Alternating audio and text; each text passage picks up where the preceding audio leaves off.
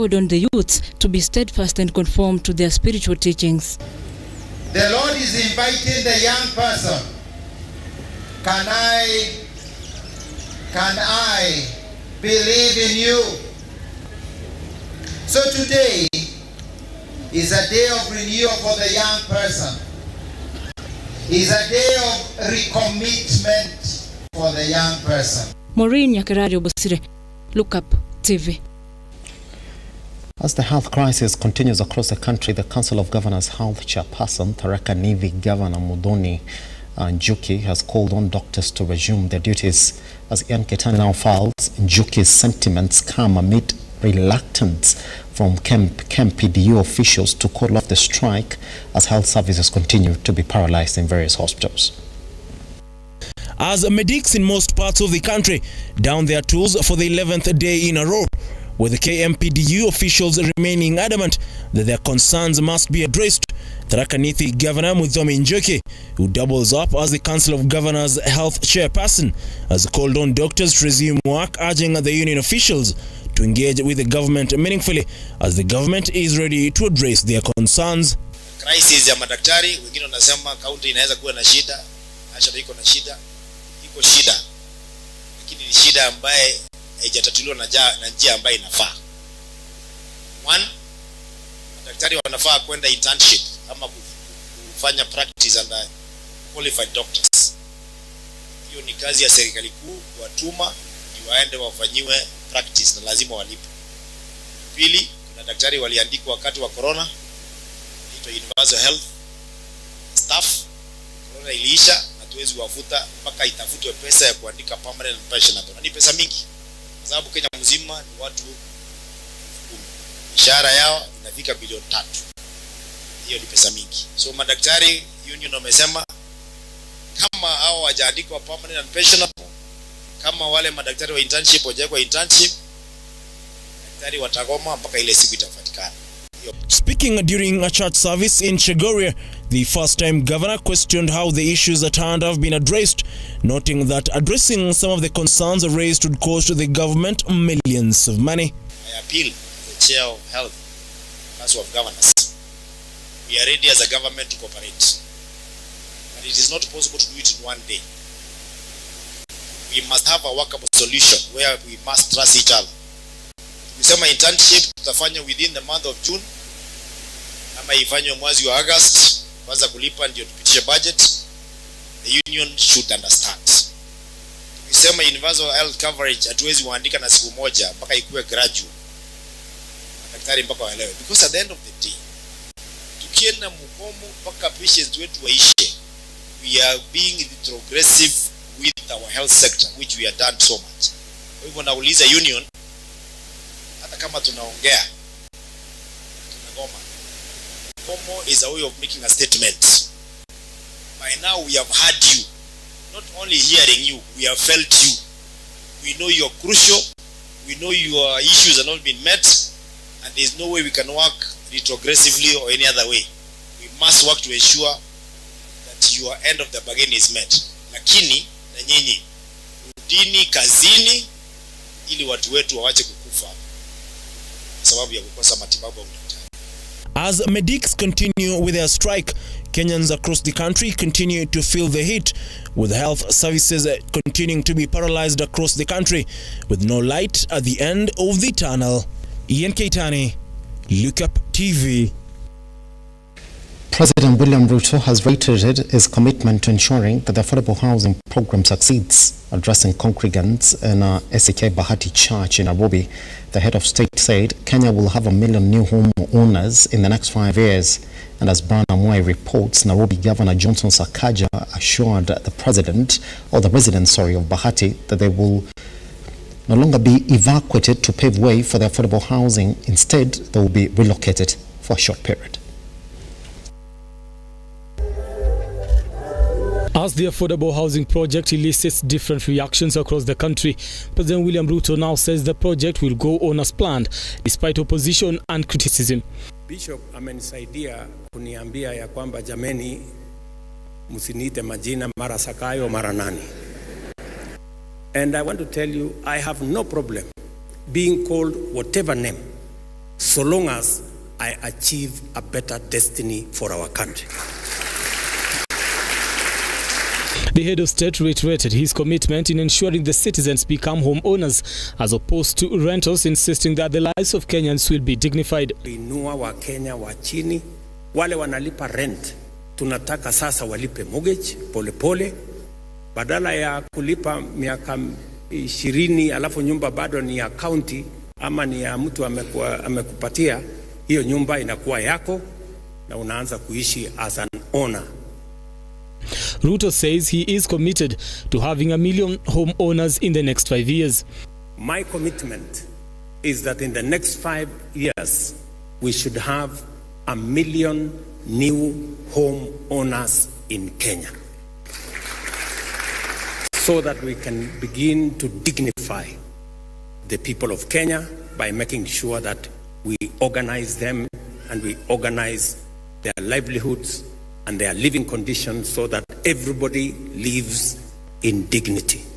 Watu wana wasiwasi kwa hizi manyumba. Hawajui ni gani nabomolewa, ni gani inaenda. Ningetaka mclarify kwa sababu kuna wale wameishi hapa kama Bahati, kuna nyumba za city county government wameishi miaka mingi na hawajui kama zinaenda ama ziendi. Naomba uwe na mkutano na wakaaji wa Kaloleni, Botela, Jericho, Buruburu na hapa Bahati.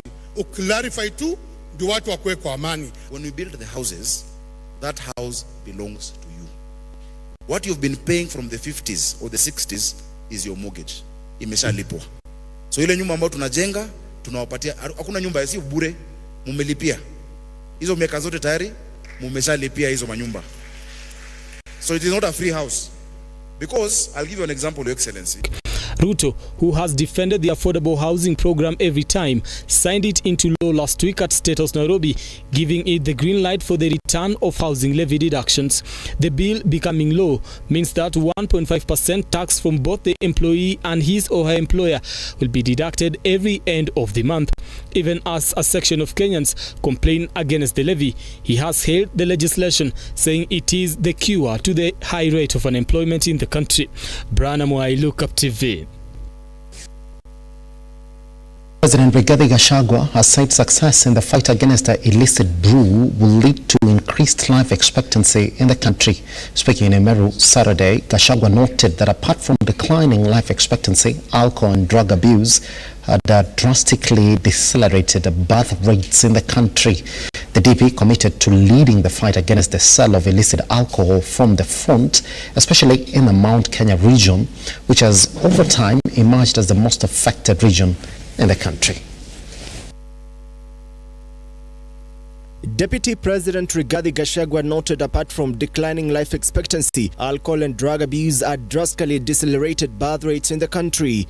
We are in tears as we try to salvage our own community. And had we, the President and I, not taken this decision, this region and indeed the entire country would be wiped out in the next 10 years. We will do what we must do. We ask the support of everybody. We are going to change the law. We are asking the governors to cooperate, and they are willing to do so, so that we take away from them the licensing function to NACADA. Our members of parliament are here. They'll help us to fast track. Then the governors can collect the revenue, and then they can remove themselves from the process so that it's not politicized. And NACADA can license who needs to be licensed, and the county government can collect the revenue. And I think this battle will be won. The DP termed the eradication of poisonous liquors as pivotal in molding and protecting the future generation, especially in the Mount Kenya region. We want to encourage the people of Kenya to talk to us where they find there is still impunity, that these things are going on despite the orders we have given. Let them tell us, and we shall take action immediately. So let EACC do their job. Gachagua reiterated his commitment to eradicating the consumption of illicit brews, stating that nothing will stop the government from backing down in the fight against illicit brew in the country. As a government, we cannot condone any officer to extort money from people in this crackdown. And we have even talked about our officers who are involved in conflict of interest. Many officers who are running bars. People from KRI were running bus. That's why we're having a problem. John Matava, Lookuptv. All right, let's then move on to the education sector, where Riara Springs Girls High School are the winners of the STEM Tricks Robotics Competition Nairobi edition.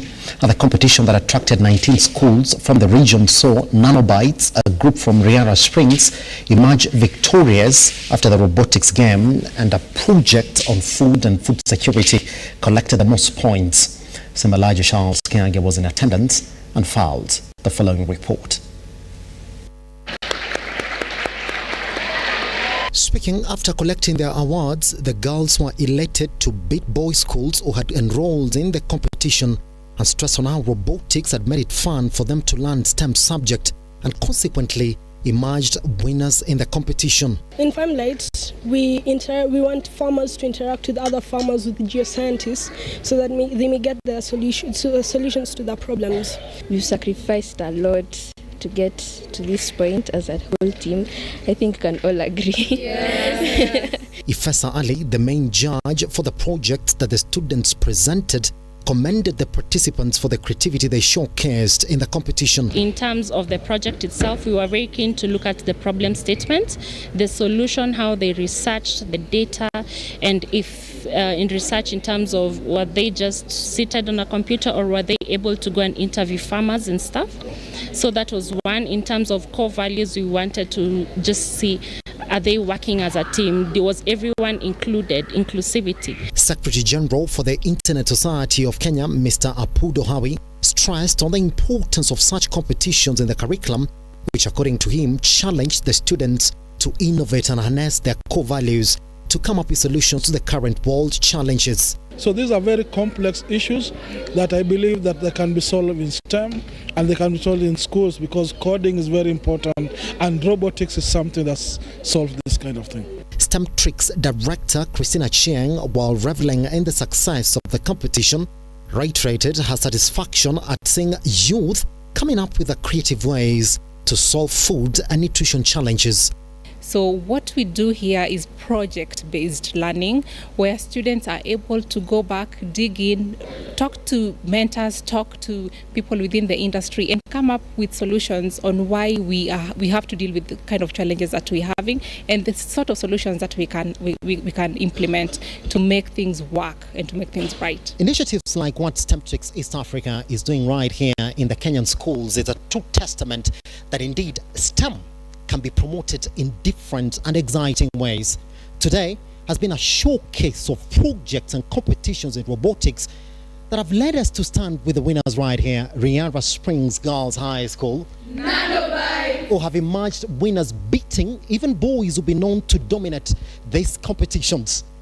The hope for them is that they can go all the way to the international stage and represent Kenya. The lesson for us that indeed STEM can be taught in different ways. My name is Elijah Charles Kiage, and this is Lookuptv, reporting from Brook House, Nairobi.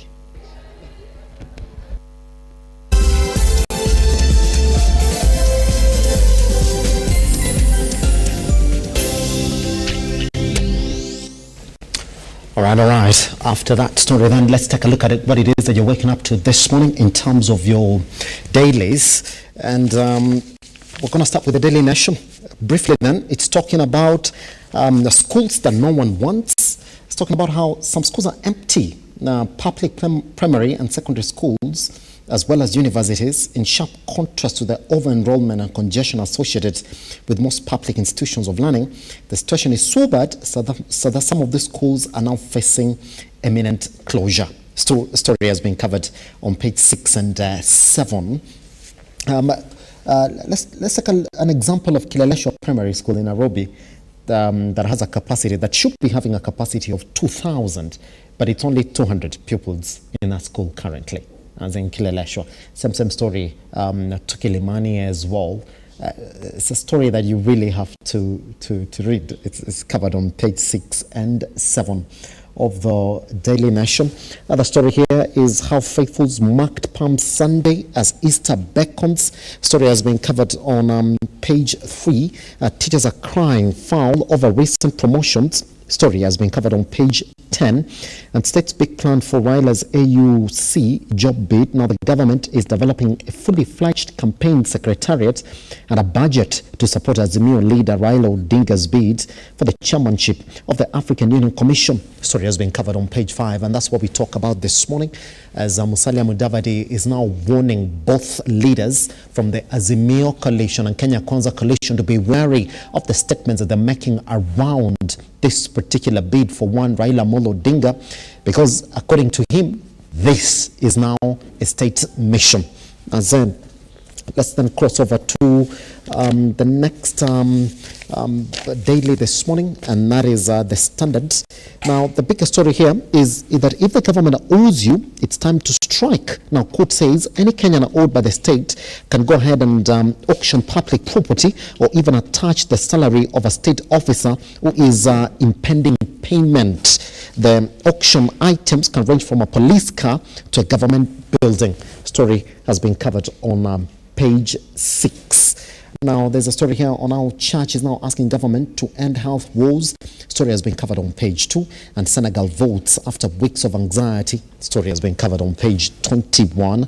And there's a story here on how university holds service for accident victims. This is after the accident that involved Kenyatta University students. Now, tears flowed freely during the memorial service of the 11 Kenyatta University students who perished while on tour. And a particular round of accidents is not stopped, because our first story this morning again was on another accident that saw Kenyans lose their lives as well. We're going to continue with this particular coverage right here on Lookuptv.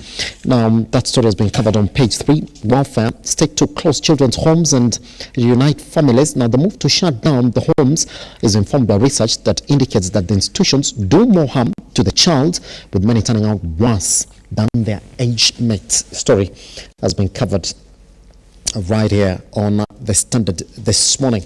Now, on the back pages, we're going to read stories of Cheriot, Mutua crowned Kenya Marathon champions. Same story, by the way, has been covered right here on the Daily Nation as well.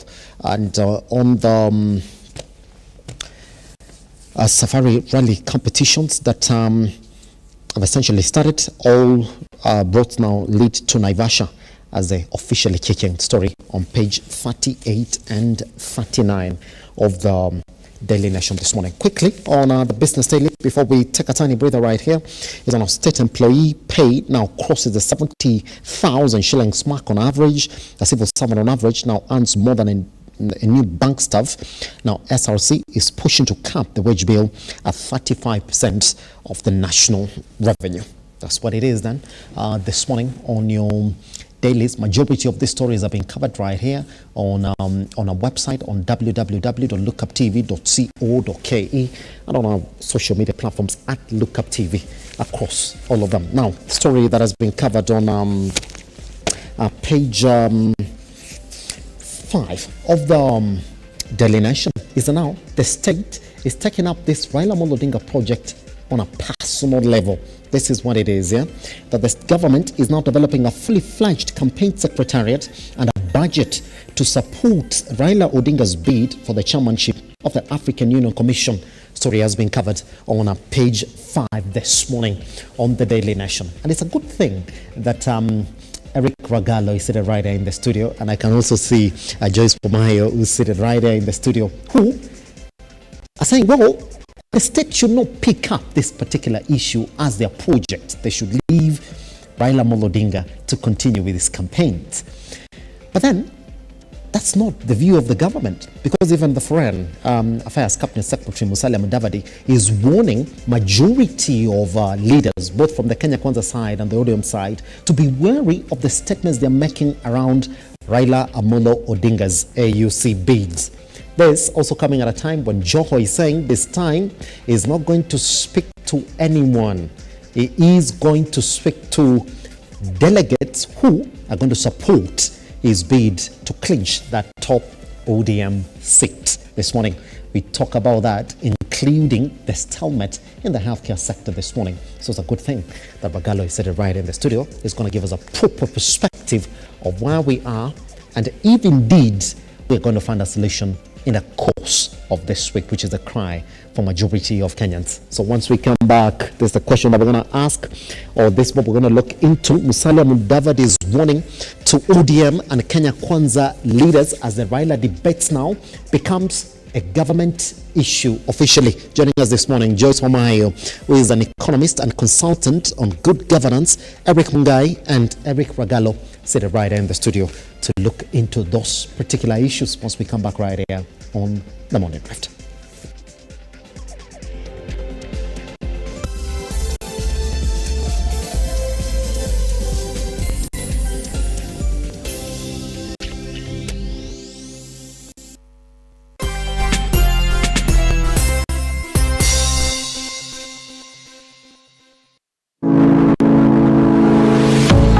University of Nairobi is a distinguished institution of higher learning dedicated to nurturing your intellectual curiosity and pushing the boundaries of knowledge. From state-of-the-art laboratories to modern libraries equipped with the latest resources, we provide you with the tools you need to succeed. Choose from a wide range of programs designed to prepare you for challenges of tomorrow's world. Whether in STEM, humanities, business, or the arts, our strong industry connections and career service support will help you translate your education into meaningful career opportunities upon graduation. Join a vibrant community of scholars from around the world, fostering cultural exchange, collaboration, and lifelong friendships. Book your space now for September intakes. Log in to https://www.uonbi.ac.ke for a wide range of courses to choose from. You can also contact +254 020 491 0000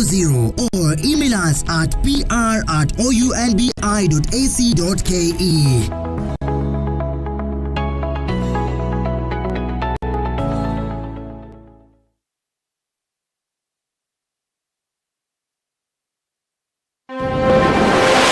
Come, let us show you place spot to build your dream home in Baraka Gardens, situated just 5.4 kilometers from Blue Post Junction along the Thika Gatura Road. Place finest with secure gated community, maji na stima iko on site. Usitans na stories za title deeds ziko ready. Plus, flexible payment plans and financing options. Pay 30% and clear the rest in installments. Get in touch, 20 site visit.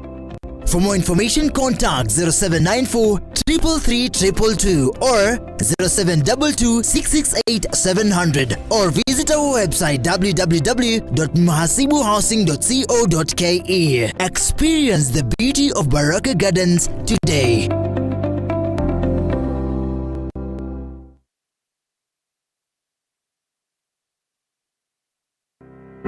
Buy Credo Chap Chap across all networks bila stress. Go to M-Pesa paybill number 33000 na uweke account number yako na namba ya simu that you want to recharge. It's quick, convenient and hassle-free. In just a few clicks, buy airtime. M-Pesa paybill 33000. Account, your number to stay topped up and connected anytime, anywhere. Chap Chap.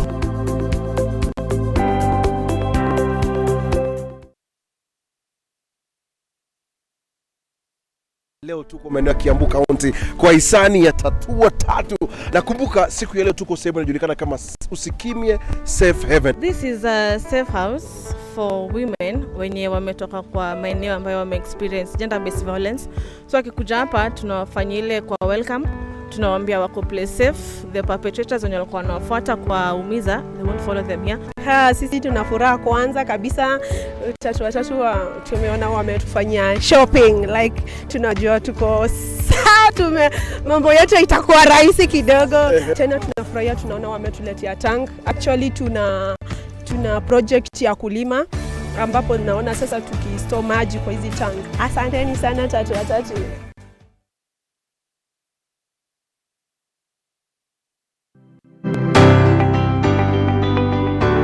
If you want to have a proper outlook of the economy,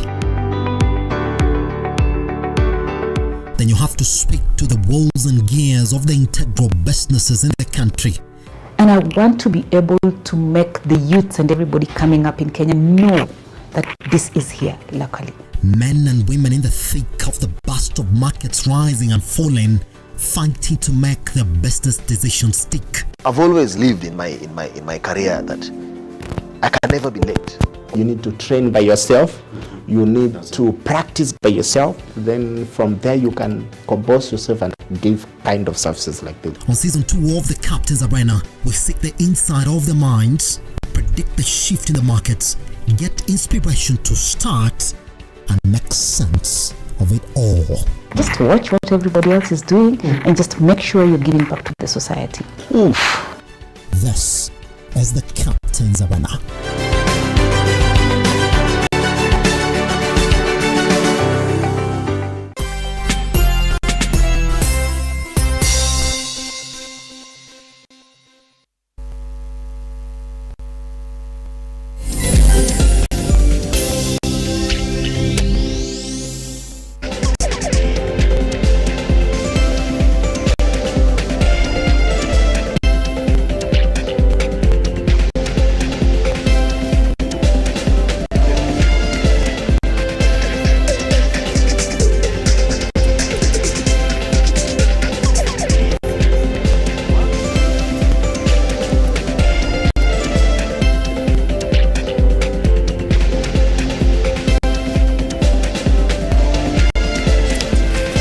He was huge.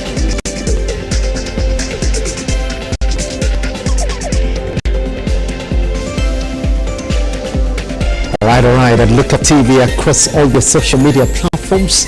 My name is Simba Elijah Charles Kiage. A day when majority of Nairobians, we do not know about the rest of the country, and we're going to keep up getting those updates across the day.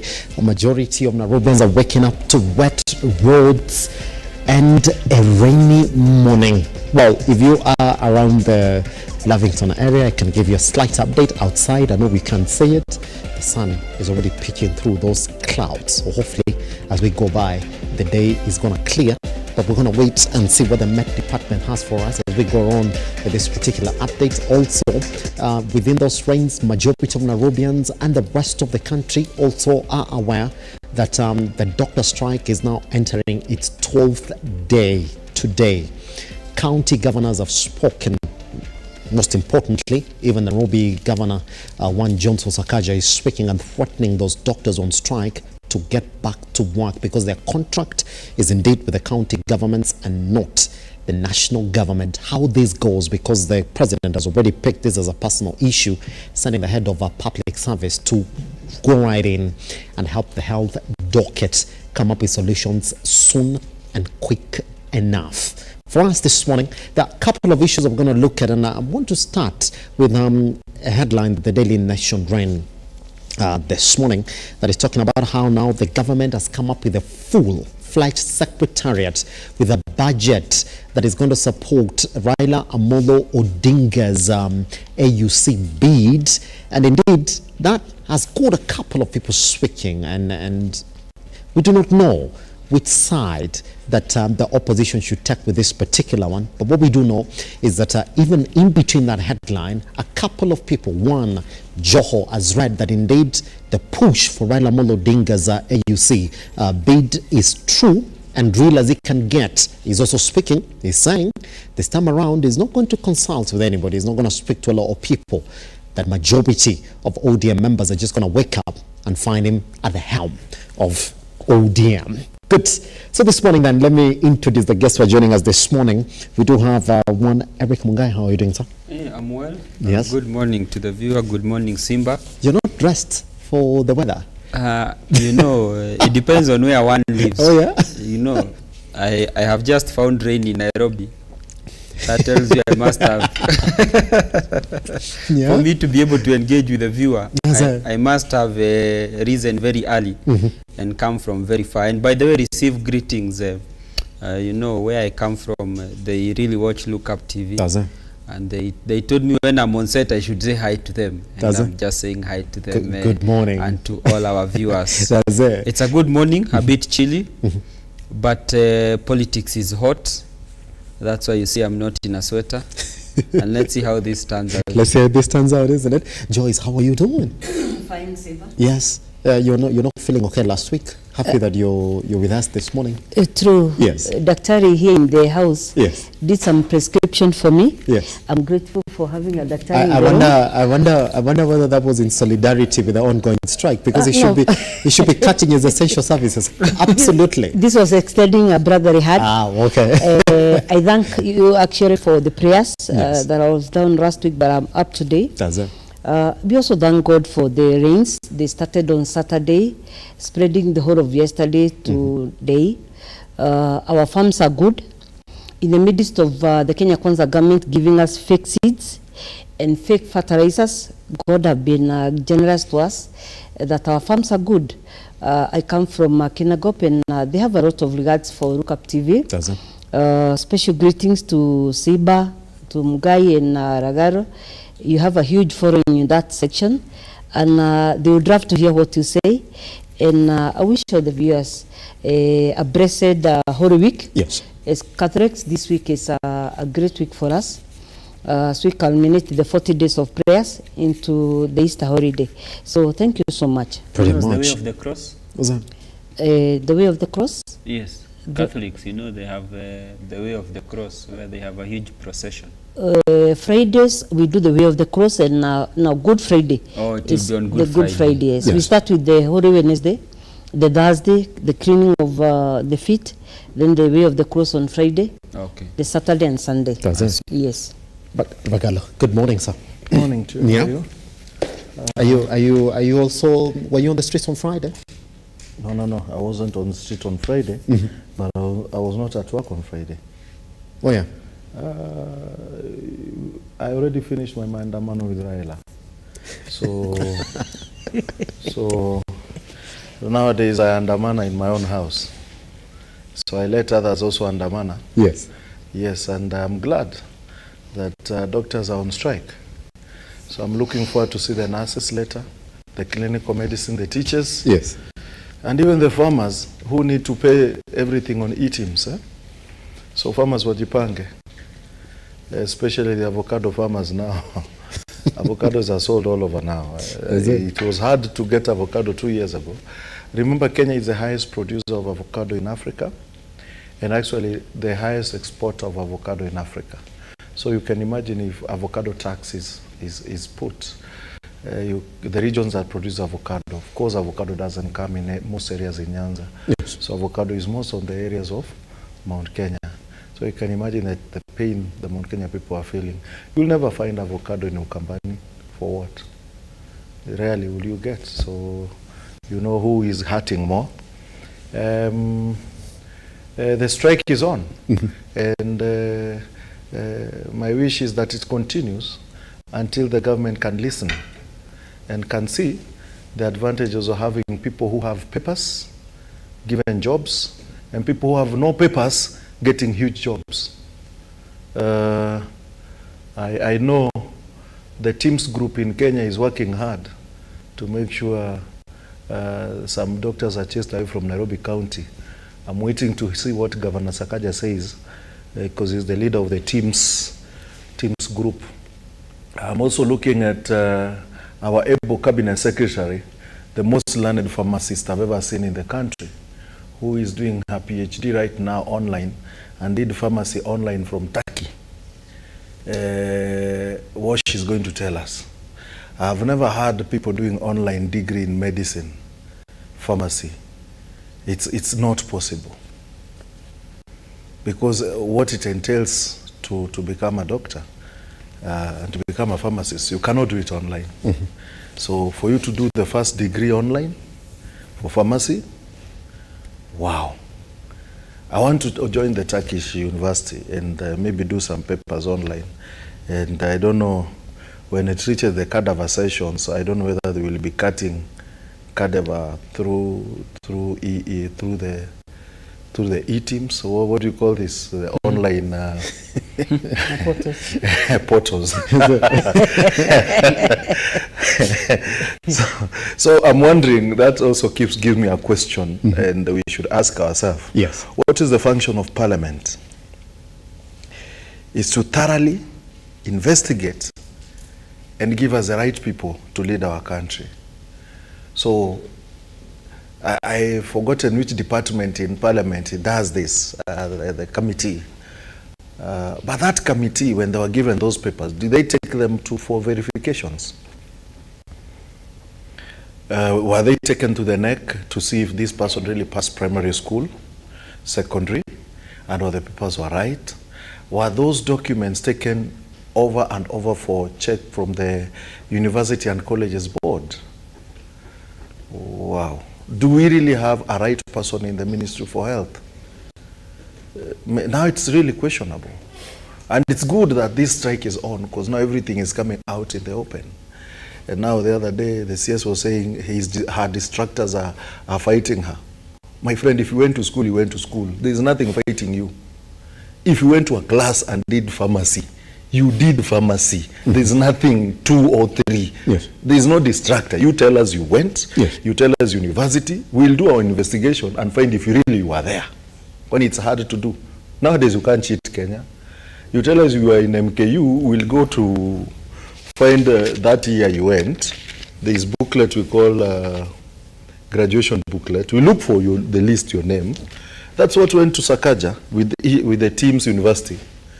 So don't threaten people who have legal papers. You threaten them, they can leave. Threaten nurses today, you will see. They'll go everywhere they want nurses. They just leave you with your patients in Kenya and they leave. And you will not be able to train as much nurses as what you needed in the country. So doctors are on strike. The strike is on. And the money that was used to hire the so-called community health workers that time. Yes. That money should have been used on interns, but it was not used. So hire them. People are asking job groups. Give them job group. Somebody cannot be under one job group forever. I know someone who is on one job group for a lot of years. Someone very I know very well, very close. A medic who is still on one job group for over 7 years, 10 years. On one job group. They are not going anywhere. And people are retiring. So you imagine job group is important at your retirement age, because really your life is based on retirement. These people are not asking things that the government can do, but they just don't want to do. But the government can get money to build houses and get money to fight alcoholism. So those alcoholic people who are sick, they are not even drunkards. There's a difference between a drunkard and alcoholic. When you say alcoholic, you're talking about alcoholic syndrome, people who are sick. Do they need to be taken to prison? No. You need to take them to rehabilitation centers, get rehabilitated, come back to the society to be good people. You don't need to take them to prison. What have we seen rehabilitation for alcoholism? Then when you had alcoholic committee in Mombasa, was Kenya Breweries there? Yes, they were represented. As what? As stakeholder. They were talking about what? Did you call Mama Pima in that committee? Because if Kenya Breweries was available in Mombasa, then Mama Pima should have been available in Mombasa. To be told, hey, sasa wewe unapimia watu kanakaa hivi. So Kenya Breweries went there as who? To defend themselves. Oh, what? You will never fight alcoholism. You cannot fight it. Yes. What can be done is manage alcoholism. We have a problem. Is that you have our indigenous alcohol that you don't want to manage. And that indigenous alcohol is what is doctored. So when you manage indigenous alcohol and we stop doctoring it, then you have a good alcohol. Waragi in Uganda, what have they done differently? These things people drink here called famous grouse. They are just changa from some country in Europe, but packed nicely. When you take it and take changa, what is the difference between alcohol in that and that in changa?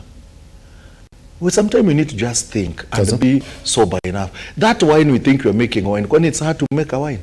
People have done biochemistry and fractional distillation of liquid alcohol. Is it hard? Alcohol, alkane, alkanoic acid, those things, is it hard? When ukienda upike ugali ibaki, hizo makombo weke chini zikauke, utengeneze uji ferment, already you have alcohol. Con which magic do you need to have an alcohol? What we need is to make sure we get the right alcohol. Then we stop this alcohol thing. I mean, I'll give you another example. We are fighting alcohol. Why are we not fighting cigarettes? Who kills what? Simba, the biggest killer in the world and in Kenya, it is cigarettes. People wanakatwa miguu juu ya sigara, si juu ya alcohol. Actually, you're told 10 deciliter of alcohol is good for your health. But no one will tell you that one cigar of one puff is healthy for your health. So yes. Should we be fighting cigarettes or alcohol? Should we be fighting? I mean, again, the question is, should we be fighting? You take cigarette and a bang, which one should we be fighting? Between the two? Pretty much. I just asked a question. Does it? Me, don't say I said anything. Between cigarette and a bang, which should we be fighting? Pretty much. Well, quite an introduction. We'll be coming back to that, Regalo. That's so some of those issues will be telling us exactly what you think about the government's intervention in the current strike. It's a good thing. Right, let's get into it. The Daily Nation this morning has that story of how now Raila Odinga is no longer an azimio project in this AUC bid. It is now the government project.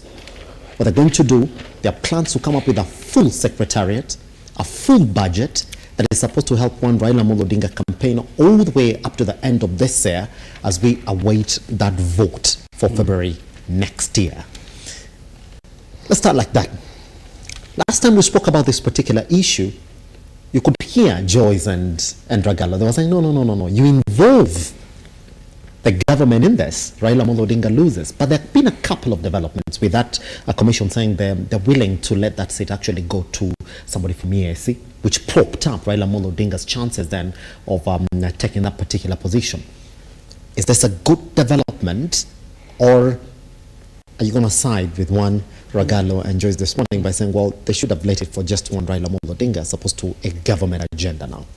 Thank you, Simba. Concerning Raila's foray into this government, and considering the fact that Raila is one man who has survived in almost all governments in this country, I think it would be, right now we need to change the phrase that Raila, has 9 lives like a cat. I think that's the wrong phrase for Raila now.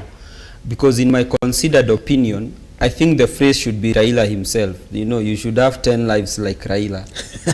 We should no longer use any other analogy.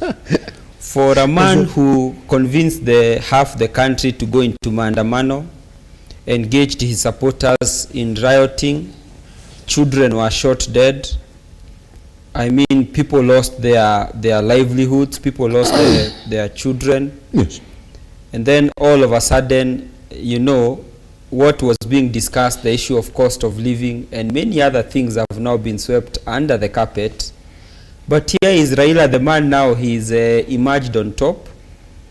He's headed all the way to Addis Ababa, and to use his own words, Addis Ababa ni hapa nyuma tu. I think you must admire how Raila plays his politics. And consequent to that is the fact that in the same paper is also the tussle of supremacy on who inherits him. And I can imagine right now Baba must be enjoying that fight a lot behind the scenes. Is it? Because you see I am an expert in wildlife. Yes. And one of the animals that fascinates me is an animal called Lookuptv. I must sound intelligent when I am on set. Otherwise, Mr. Bugai, that question is coming. You can't throw that big up like that. I must look like I went to school. And Lookuptv on the back of Regalo's offering statements of papers and batching of papers and graduation lists. No, luckily for me, I have classmates. I can produce them and they can swear on my behalf that they not only saw me, but I'm also in the graduation booklet, and that's important as I also plan to make my foray into Kiambu. But that aside, the klokuta is a hyena. Is the scientific term for a hyena. And when I see Joho, he reminds me of klokuta. In my mother tongue, there is this story of the hyena that always waits for the hand to fall. You know, it sees the hand swinging. It sees as if it's an animal and so it's always waiting for the hand to fall. And sometimes I believe that is Joho for you. I mean, Joho, for heaven's sake, must learn from Raila that you get this thing through engagement, not through lackluster performance. And I think what Raila's campaign is supposed to show all of us is that when you want something, regardless of the cost and the consequences, you must go for it. Because I speak to Joho because I have seen him in the newspaper against that story of Mudavadi and the state. And now you remember when Ragalo, Sifuna and Kioni were being tear gassed. Joho was doing manicure and pedicure in the US, wearing trench coats, shooting, posing for a few photos, motivation quotes, you know, when you the secret to success. Well, the ODM fraternity and Azimio and Kalonzo Musyoka were seated on tarmacs being tear gassed. But what is life? That is the man that wants to take over the mantle. But I believe what the state is doing for Raila is a good thing, because remember, the candidacy for AUC is a candidacy for Kenya. Yes. It's only that we have fronted a man to go and represent us. And I feel that as a country, we have an obligation to support the Right Honorable Raila Odinga to make to the seat. The secretariat is nothing new. Yes. Remember, Kenya has had a history of secretariats to support its own cause when it was called upon to do so. If you recall, during the Hague process, we sent Kalonzo on a shuttle diplomacy, and the man globe-trotted half the globe to argue our case for or against us being, our people being at the Hague. Yes. You recall Amina Mohammed. Also, we did the same thing for her. You recall when we wanted the UN Security Council seat. Yes. We also embarked on a secretariat to fundraise and get that done. And so this is nothing new for Raila Odinga. I saw on his social media page, he's on a private jet with earphones and some sneakers. I mean, Okay, hold on. Just before I cross over to Joyce, because that's where the question begins. Rao is eating with a big spoon. That's fine. That is a master stroke. No, it is. From the government. Hold on. Yes. In the sense that whether you like it or not now, Raila Odinga has to be a friend of the government. No, actually, we don't even have to like it or not. I think we are beyond liking. You gotta speak to the fact that is on the ground. No, look. You know, sometimes I can't give you a budget. I can't give you a full secretariat. I can't fully support you like that unless you shake my hand. I admire politics. I vied on a UDA ticket. Yes. I have knocked very many offices as we speak. You know, now, except for friends like some who are in the set who give me a drink of water because my resources were deployed in the campaign. Those who got power now forgot. They disappeared. They went to Mashimo. Yes. So when I see Rao eating with earphones and I see Rao eating with a big spoon, you see Rao on a chartered plane like over the weekend. I used to stand on a podium. Yes. I used to stand on a podium and I would tell the people that tunapeleka Raila Bondo. Now na wheelbarrow. Now Raila is kumbe Bondo was Addis Ababa. Amerudi na chartered plane. Wheelbarrow ni charter. So me, I've just now realized that, you know, this thing. Yes. One, there's no reason to die for politics. Don't accept to die and don't accept to be shot, regardless of the cost.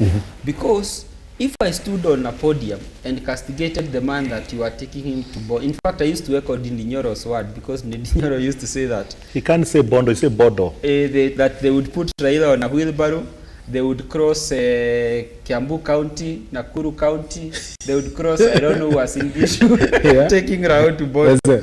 But this Rao that we are taking to Bondo, I'm telling you, I saw him wearing sneakers, some white earphones, some white earphones, on a t-shirt. A blue shirt. A blue shirt. A blue African shirt. Mzee looking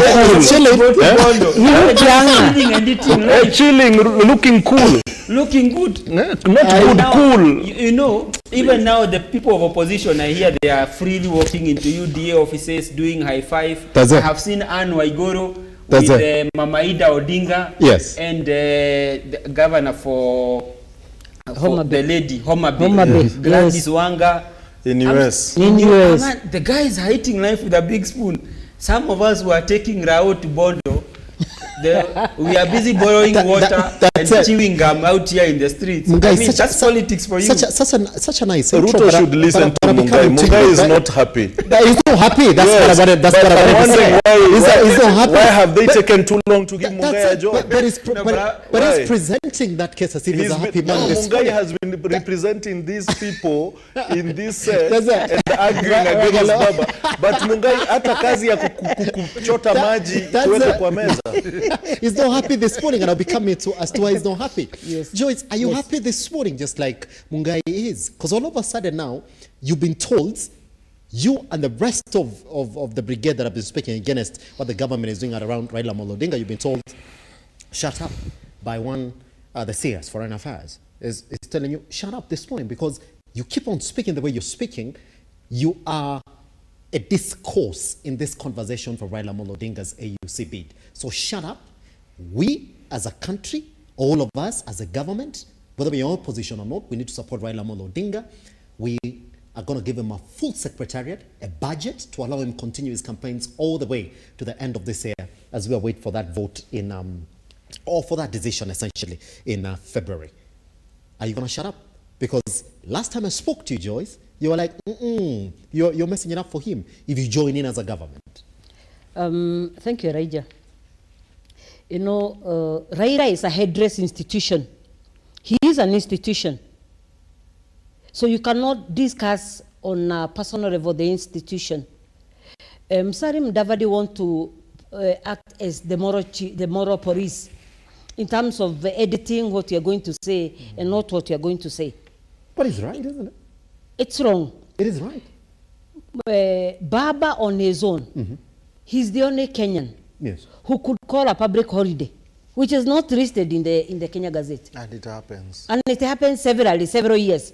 So, Sarim Davadi coming now to give us the 11th Act, I mean the commandment, the 12th commandment, don't talk about Baba. Who is he? Who is he? Where was he? He's a former member of the Pentagon. But immediately he went cold, his seat was taken over. Baba is a person who has infrastructure. He has the personnel. He has his network. Of course, we need a budget. We need, for any successful candidature, we need a budget. Baba's candidature will be presented to the AUC on 15th of April. And for every winning formula, you must have strategies and structures in place for you to win. Including what? Including an office, including the budget, including the personnel and the human resource. So when Musalia Mudavadi calls us and tells us that we do not know how to plan, I think we're in the wrong house. I don't need to take you back, Elijah. It is only in Musalia's background, his own county, that he does not have a SIGO, ANC member, MCA member. He does not have a governor. So he is a major player in the Kenya Kwanza government. But in essence, in his home ground, he does not have the blessings. So at times, you need to learn how to walk on the shells. Because in essence, in your ground, you do not have footing. You only gained the footing immediately after the general elections were called in. Musalia Mudavadi, you are wrong in terms of reading rail tax to the members of the ODM and the Kenya Kwanza. I'm happy he's not reading the rail tax to the members of Jubilee and Wiper for whatever reasons. But it's wrong for him. Musalia Mudavadi his plate should be full now. Ragaro and his members and his brothers are in the street. Kenyans are dying. What is this that Musalia Mudavadi is hiding? For him to come and now start reading the Riot Act to the members of the ODM and the Kenya Kwanza. What is this that he's hiding? Could he be having another provisional budget? Elijah, last year, when the COPA 23 was held in Nairobi, yes, 4 billion shillings was released into the country. Do you know up to today, the suppliers are still complaining? Is it that Musalia Mudavadi want to bring in some fictitious budget so that he's reading for us? He want to distract us from another head? A lot of crowd, a lot of weed is passing through Musalia Mudavadi. Let him deal with the matters at hand. Let him not bully people. Yes. Even if he forced himself into the campaign for Raila Odinga, Raila will win the AUC seat. He does not need the blessings of Musalia Mudavadi. On his own, he can command the whole of Africa. Africa has 62 countries. Baba on his own can call to his table the 62 heads of state. Even without the government contribution, hata wa waseme sahi, they are not going to foot his bills. Baba will do it.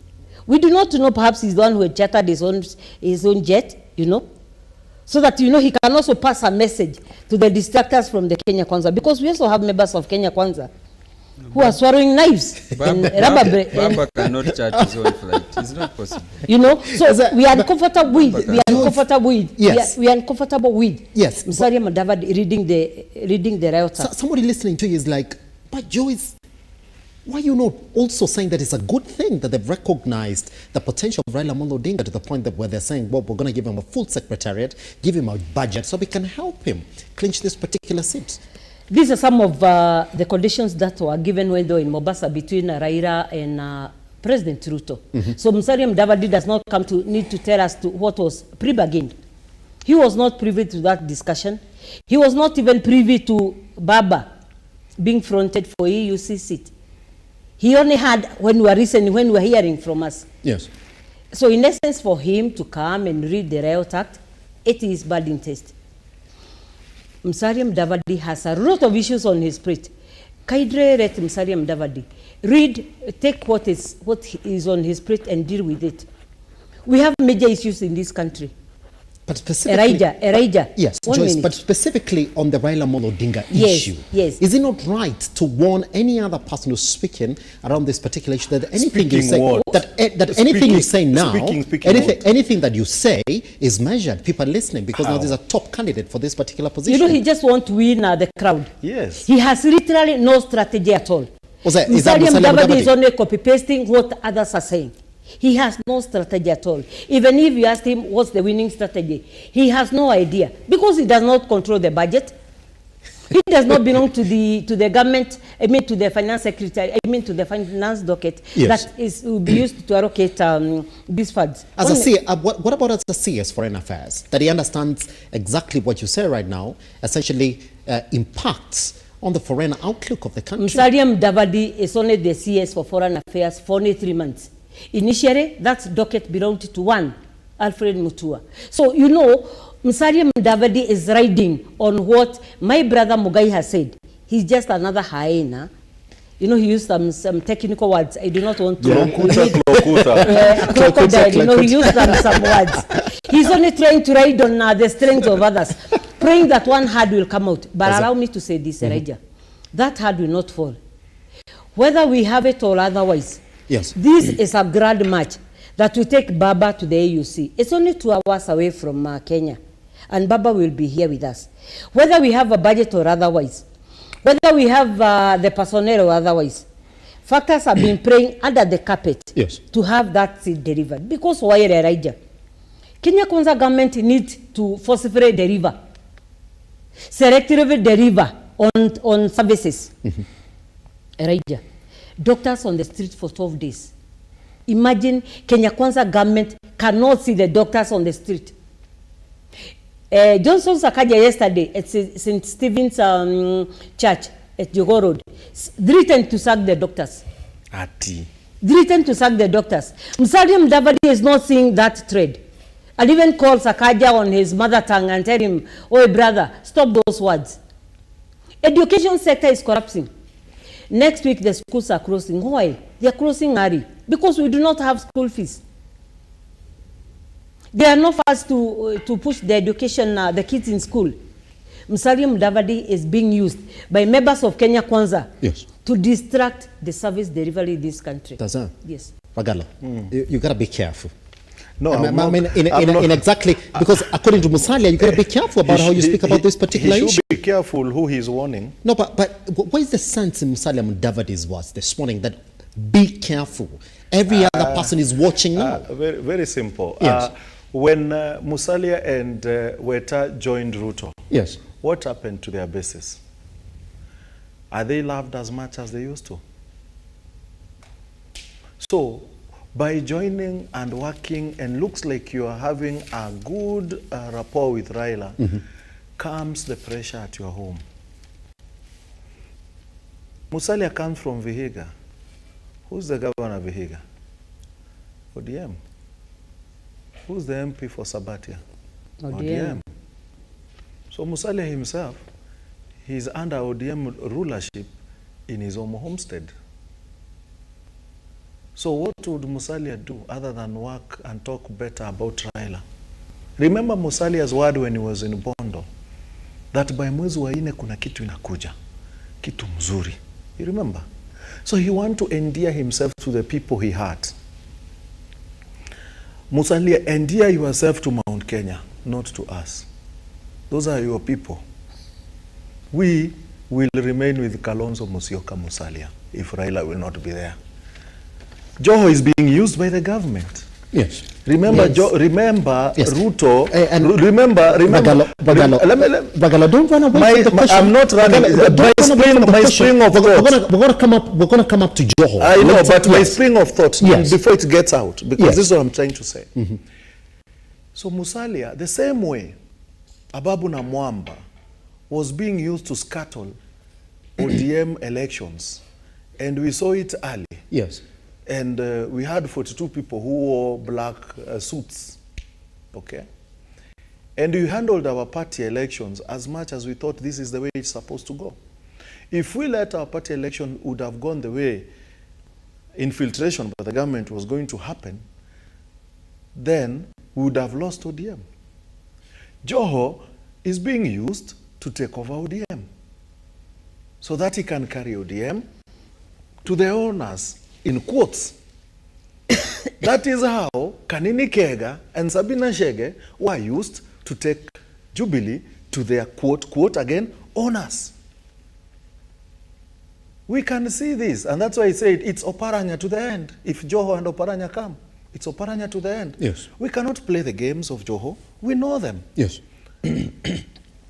When we were undermaneering, my friend Oparanya was there, Ragala was there, Joho was playing Ndombolo in Seattle.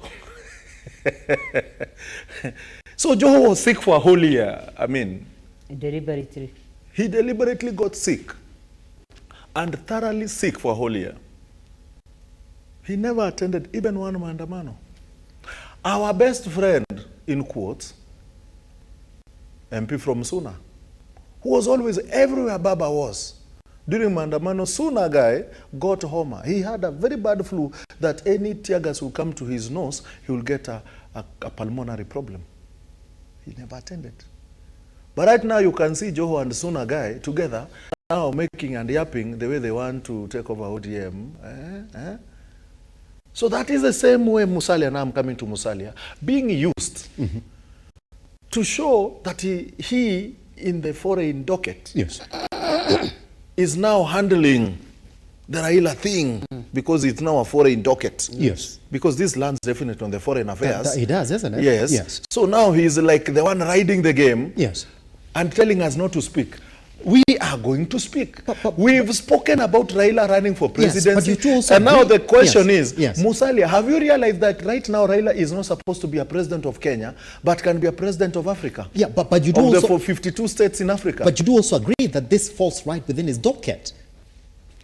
This that is a man doing his job. He's saying, well, guys, I understand how foreign affairs work. So you keep on speaking about Raila Odinga without us filtering. So what are we speaking that is negative about Raila? So let's have it controlled. Now how have we spoken? It is the same way Raila will come in and say, well, the government supporting Raila Odinga is a bad thing. I said very simple, and I'll remember and I'll keep saying. Yes. If it is RUTO supporting Raila, yes, I have an ish because cannot be trusted. That's what Musalia wants you to stop now. Stop what? But that is the truth. How comes now? Don't you think you're speaking like that? And a lot of people will be watching and will be saying, well, even Kenyans have a problem with one Raila Odinga. No, we have a problem with one RUTO, not Raila. Raila is a friend to a president of South Africa. South African will vote him. He's a friend of Ghana president. Yes. We will vote him. He's a president of, I think, either SATA or Sonko will take Guinea, Senegal. Those are Baba's friends.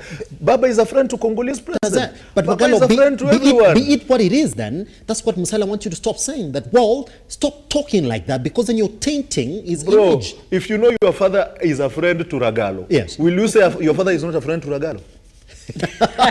Is that talking negative? Baba is a friend to South African president. That is a vote we are counting. Even kwa bag. Is it ever okay for you to agree that now we need to speak in one voice when it comes to Raila Odinga's... there was a shadow diplomacy against Hague. Yes. Okay? Yes. Who took themselves to Hague? The two Hague brothers took themselves to Hague when they said, let's not be vague, let's go to Hague. When the shadow diplomacy started, they turned it around that Baba is taking us to Hague. Are you remembering that? Why couldn't the Foreign Affairs Ministry say then that you don't speak about Hague, it's going to affect the outcome of judgment? Selectively. Do you see that? How many times have we had shadow diplomacy? When we had shadow diplomacy for Amina Mohammed, why did the Foreign Affairs then say, don't talk about Amina Mohammed? Because we did on set. It was going to scatter Amina Mohammed. Why is it when Baba comes, you know, inakunanga watu. Mwingine anataka kuongea, mwingine anataka kuongea, mwingine ananyamaza, yani mimi ndio nafaa kuongea. Now Musalia want himself to be talking, so that we listen to him and we start diverting our attention to him, and now he starts cooling bonga points. Yes. No. Musalia Mudavadi ni nduma kuwili, ni nduma kuwili.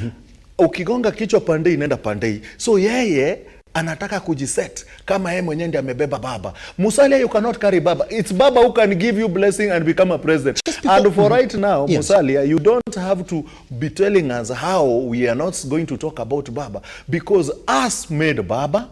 It is us who vote Baba. It is us who fund ODM. It is us who stand with ODM.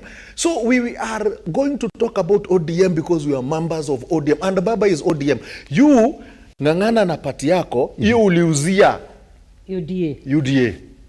You know what has not come from you this morning? I mean, Mungai sort of set the pace for these conversations. Like, hey, Mimi, politics is just a game that I don't want to get myself into. All of a sudden, there's a man we want to talk to Bono now. The question is, my question is, what I've not heard from you. Have Mount Kenya left RUTO now because RUTO is supporting Baba? Because they left Uhuru when Uhuru supported Raila. Have Mount Kenya left RUTO? Yes, and the question that I've not... where have they gone now? Yes. For people listening to this morning, they're wondering, why can't you first say that's a good move from the government? We expected that to happen. Support one Raila Odinga. Wewe una imagine tukinyamaza Baba akiendelea. Do you know how hard it is to stop talking about Jesus?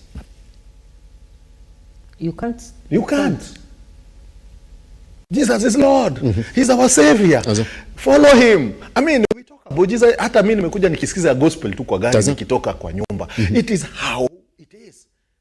So when you come to talk about Kenya and the power in Kenya, my friend, you cannot talk about RUTO. Yes. You cannot talk about Musalia. Yes. But you cannot stop talking about Raila.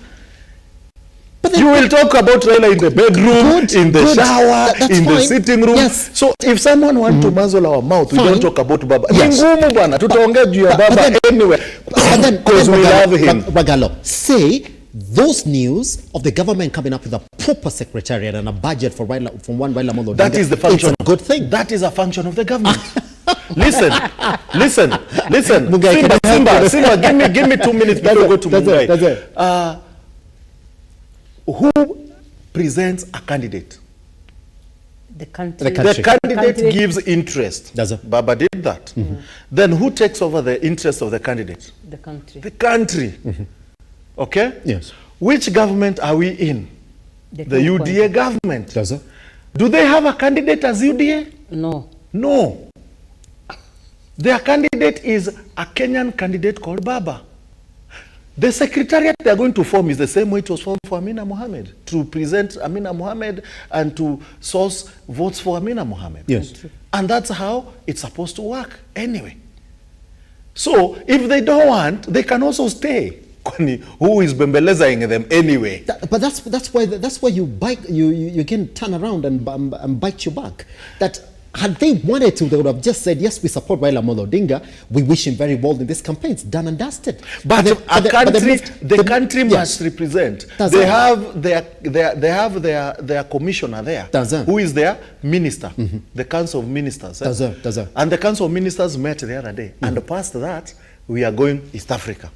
Now, there is representation of everything, which will be done next month. Okay? So, receiving those, that is a process. Now, that is a country doing the process. So, who is going to present the documents for Baba? It is the council now. Who is the council representative in Kenya? It is the minister. Which minister are we talking about? And the diplomats. Okay? Yes. So, the diplomat in Kenya will present a Kenyan document for us. And represent it. So that's why you have to work as a government. And the other thing we've forgotten, the same government has opposition, and the same government have the leadership. My friend today is on the opposition side of the government. Has he left the government? He has not. Who is in opposition again? You. Today you are with pain. Has he left the government? He's not. He's in the government. What I'm saying is, and my last word for Eric as he takes over. 45 seconds. Eric, my last question is, yes, you people in Mount Kenya, you, Eric specifically, left Uhuru because Uhuru said, I see Baba as the best candidate. And you said, you made too much noise. Raila is a witch. Raila is a witch doctor. We will wear shorts. We'll stop getting circumcised. What's your question? So the question is, have you left RUTO now because now RUTO is supporting the same guy who is a witch, who is a nini? Because you guys love hating Baba, so the question is, have you left him? Mungai, as you get ready to also weigh in on that particular one, that's a question that is now coming. It's sort of coming to the fore. But number one, Mungai, I would like you to weigh in on why Joyce and Ragalo have blatantly refused to give credit to the government for finally giving Raila Odinga the proper support, proper secretariat. They're planning for a budget to enable one Raila Odinga to continue with his campaigns across in the continent, so they can actually get to that particular position. That's one. Number two as well, this confusion now that the government has decided to finally, and you have to also agree that Raila Odinga is the leader of the opposition. Mungai. You know, Simba, when I'm listening to you and I'm listening to Ragalo, I kind of feel that it's in a sense something is ingrained in us. I do not understand why ODM supporters and sympathizers would actually have a problem with RUTO and RUTO's government, the president's government, supporting Raila's candidature. There is something that, even as you continue, there is. Get Raila Odinga out of local politics, you have your way. No, not necessarily. Yes. You know, you must recall, sometimes we forget so easily. There was something called Pentagon. In that Pentagon, the person who was vying for presidency was Right Honorable Raila Odinga. William Ruto then delivered the full basket of Rift Valley, full basket to one Raila Odinga. Yes. Okay? And the first casualty of that Nusumukate government, because it ended up being Nusumukate, was none other than William Ruto when he was, I think, agriculture minister. He was sacked at 1 p.m. based on baseless allegations. But the man has such a philanthropic and such a forgiving heart, and the man, William, is able to see beyond the negativity and beyond petty squabbles, and realize that the man Raila is a man of international repute, and therefore assembles a team to go and further the interest of the country through the Right Honorable Raila Amolo Odinga. What was the I period? mean, even Yes. biblically speaking, it is expected that you are going to face resistance when you change. Yes. And that's the same thing that happened with Saul when he was converted to Paul. Yes. There were people who could still see Saul in Paul.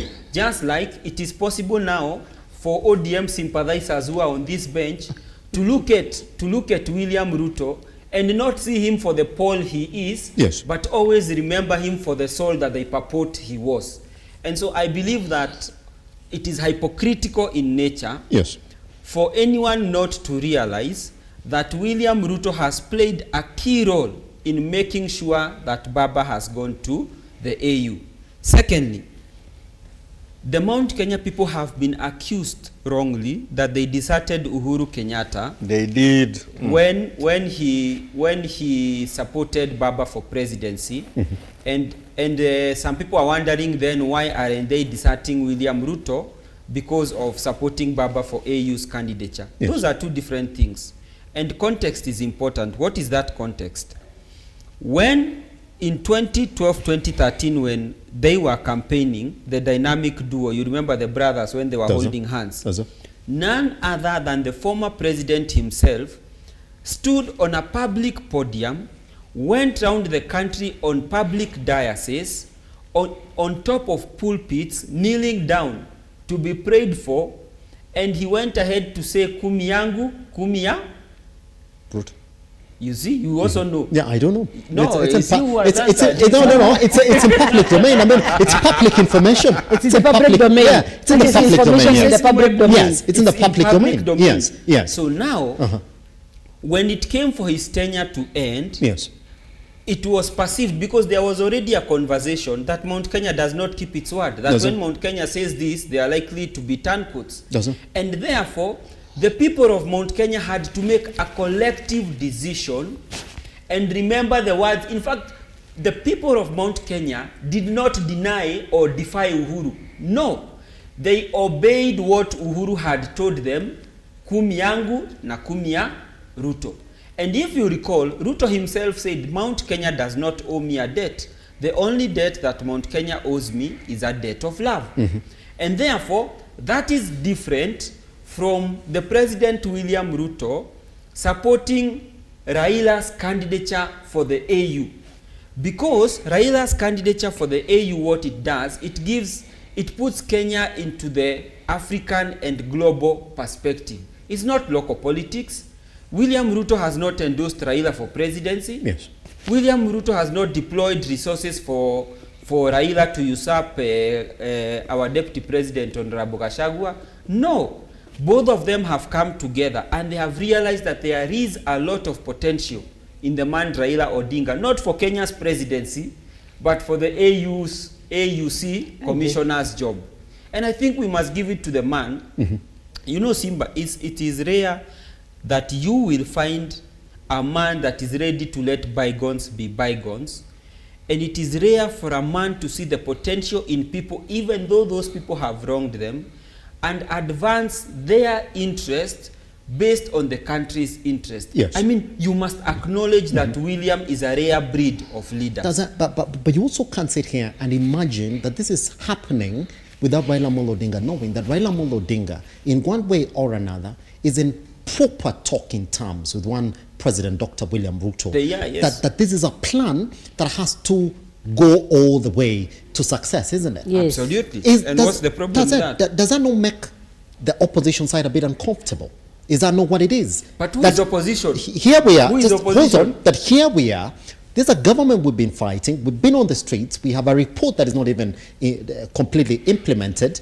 And now we are talking about succession politics in our party just because one Raila Odinga is offered himself to the president. But you can't blame the government for opposition's mistakes.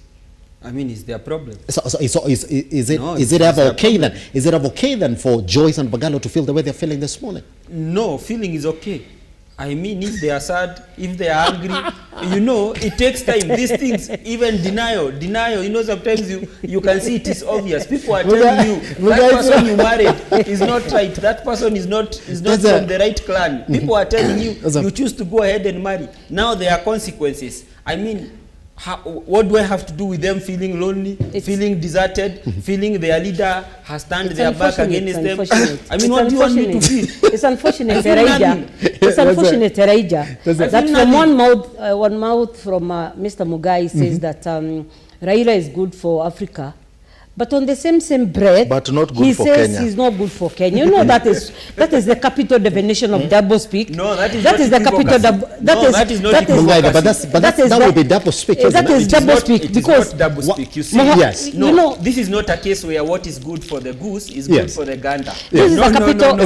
So are you sending a problem to Africa? You see, there are people who are good at doctors. Those people might not necessarily be good as teachers. Yet they're in the same country. That is exactly my point. That the reputation that this man has built is good enough for the continent. Is international. But it's not good enough now to advance the country's interest for Kenya because of the challenges that Kenya continues to face. So he's beyond Kenya? No, he's better than Kenya? In fact, if there was a way to make Raila the global president, I would be the first one to endorse. Can I ask for a chance? Not a chance to speak. Can I ask for a chance? Yes. Nipige huyu jamaa ngumi.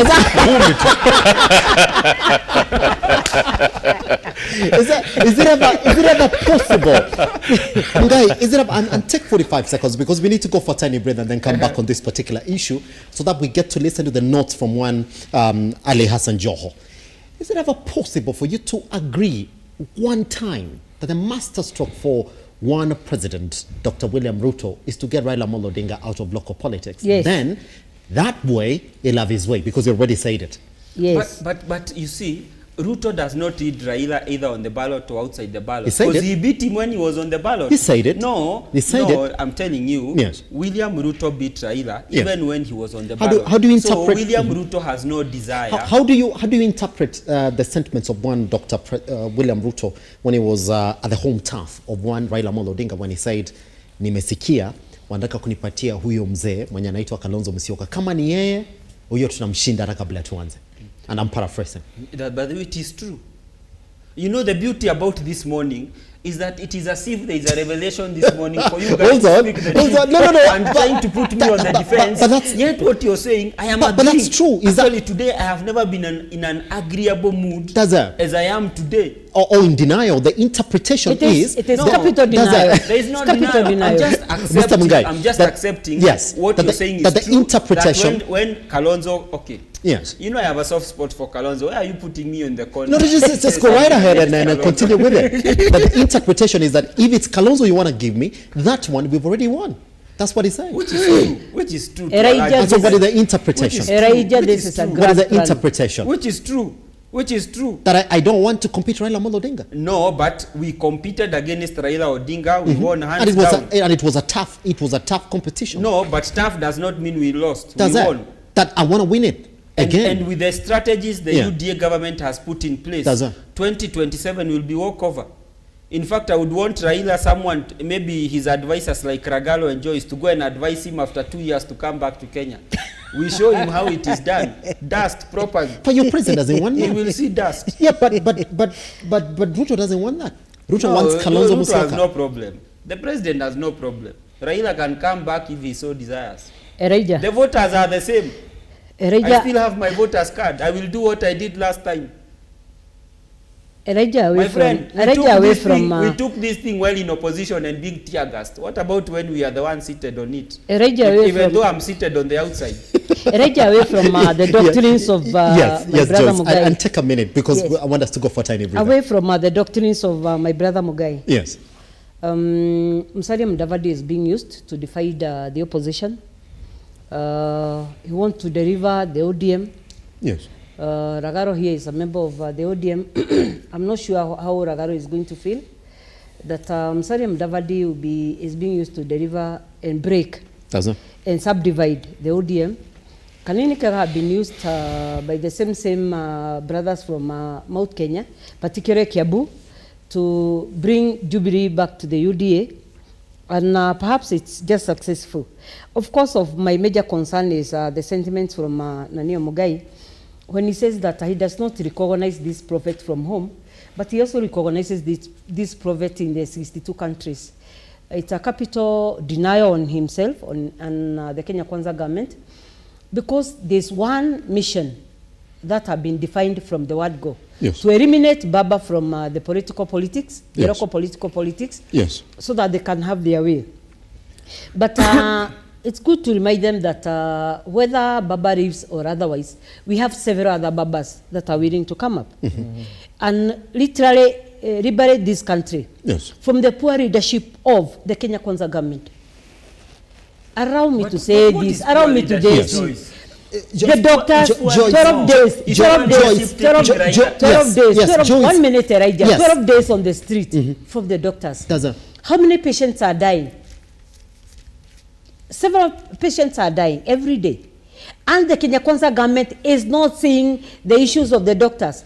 What the Kenya Kwanza government is seeing, one, allow me to put this newspaper on the floor, on the table.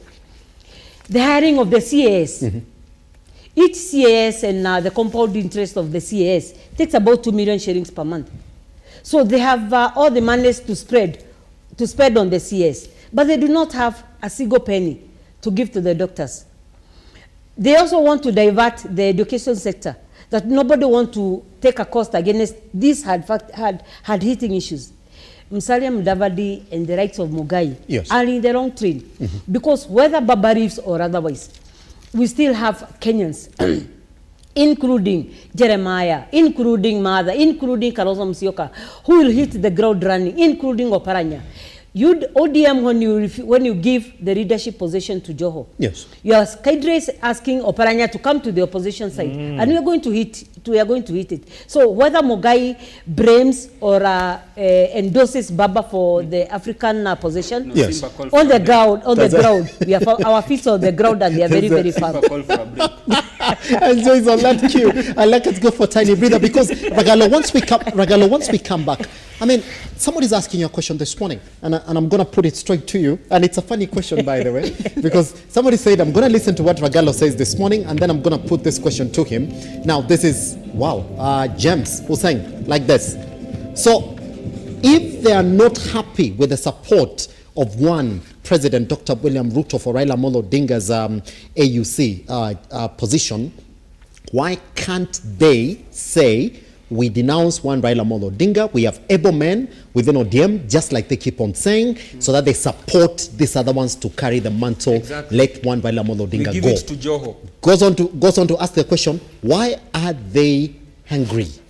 And angry, maybe meant hungry. They want us to give it to Joho. That's what it is. Once we come back, then we're gonna get that response from one Ragalo and Joyce this morning, and I also listened to that. It's the notes of one Joho on why he thinks this time around, once Raila Odinga goes and is convinced that Raila Odinga is gonna go, he is the right man to take over ODM. In fact, he's saying around hii tukutane kwa debe in 2027. Once we come back.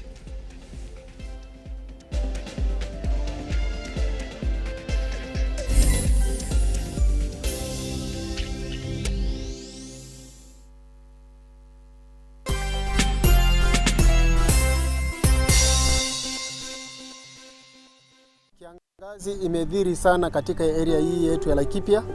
Mara mingi sana katika Laikipia kuna wafugaji na kuna wakulima. Hakuna yule ambaye amesaidika, hata wakulima pia hawajasaidika. na wafugaji pia hawajasaidika. Lakini kwa siku ya leo tunasema kwamba RUTO Foundation imetusaidia sana, kwa sababu inalisha jamii ambaye hawana nguvu ya kupata lishe mahali moja au nyingine. Tulikuwa tunakaa hoi, ukweli kabisa, mimi siamini.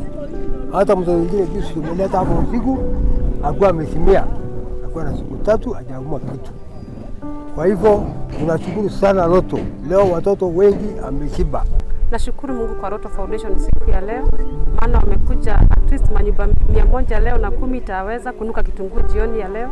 Tulikuwa na njaa, si mchezo, ilikuwa na njaa, si ya ile ya kusema iko njaa. Ya kwanza tumekuwa na watoto ambao wameshikwa na hata watu wazima na utapia mlo, na pia tukiangalia hii ni area ambayo imejaa watu ambao wana rely na mifugo, na mifugo mingi imeweza kuisha kwa sababu ya kiangazi, na tunashukuru sana the RUTO Foundation kwa msaada wao ambao wameweza. Asanteni sana.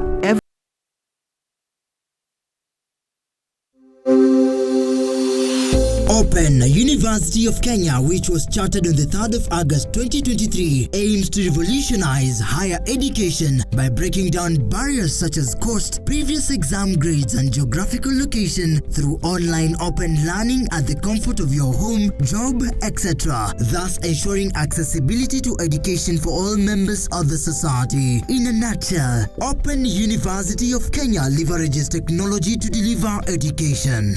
Open University has brought a new door in the Kenya education system, where learners are able to access education in a flexible, affordable, and all-inclusive. Intakes ongoing for May and September. For more information, call us on 0202000211 or 0202000212 or email us at info@ouk.ac.ke. Open University of Kenya, an innovative university for inclusive prosperity.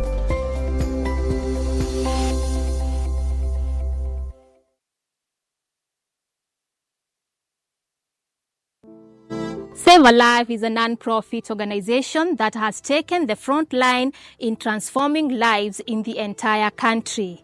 So far, we have transformed life of over 100,000 people through our programs, which include medical support, youth empowerment, street family program, feeding program, and climate change. Join us today as we transform lives. As we always say, service to humanity is service to God. Save a life, transforming lives.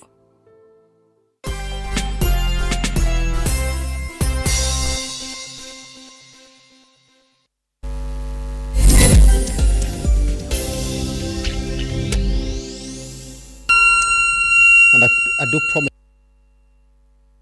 and read into the notes of one Hassan Joho, who is saying that this time around is going to take the mantle.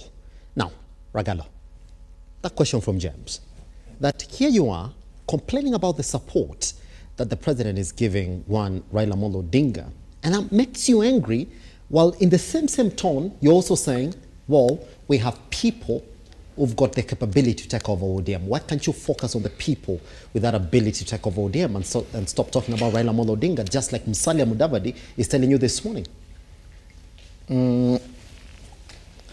James is asking a pretty easy question.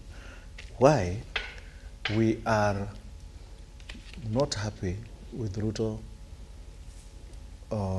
coming into Raila's candidature. Yes. Whereas we are happy with the government.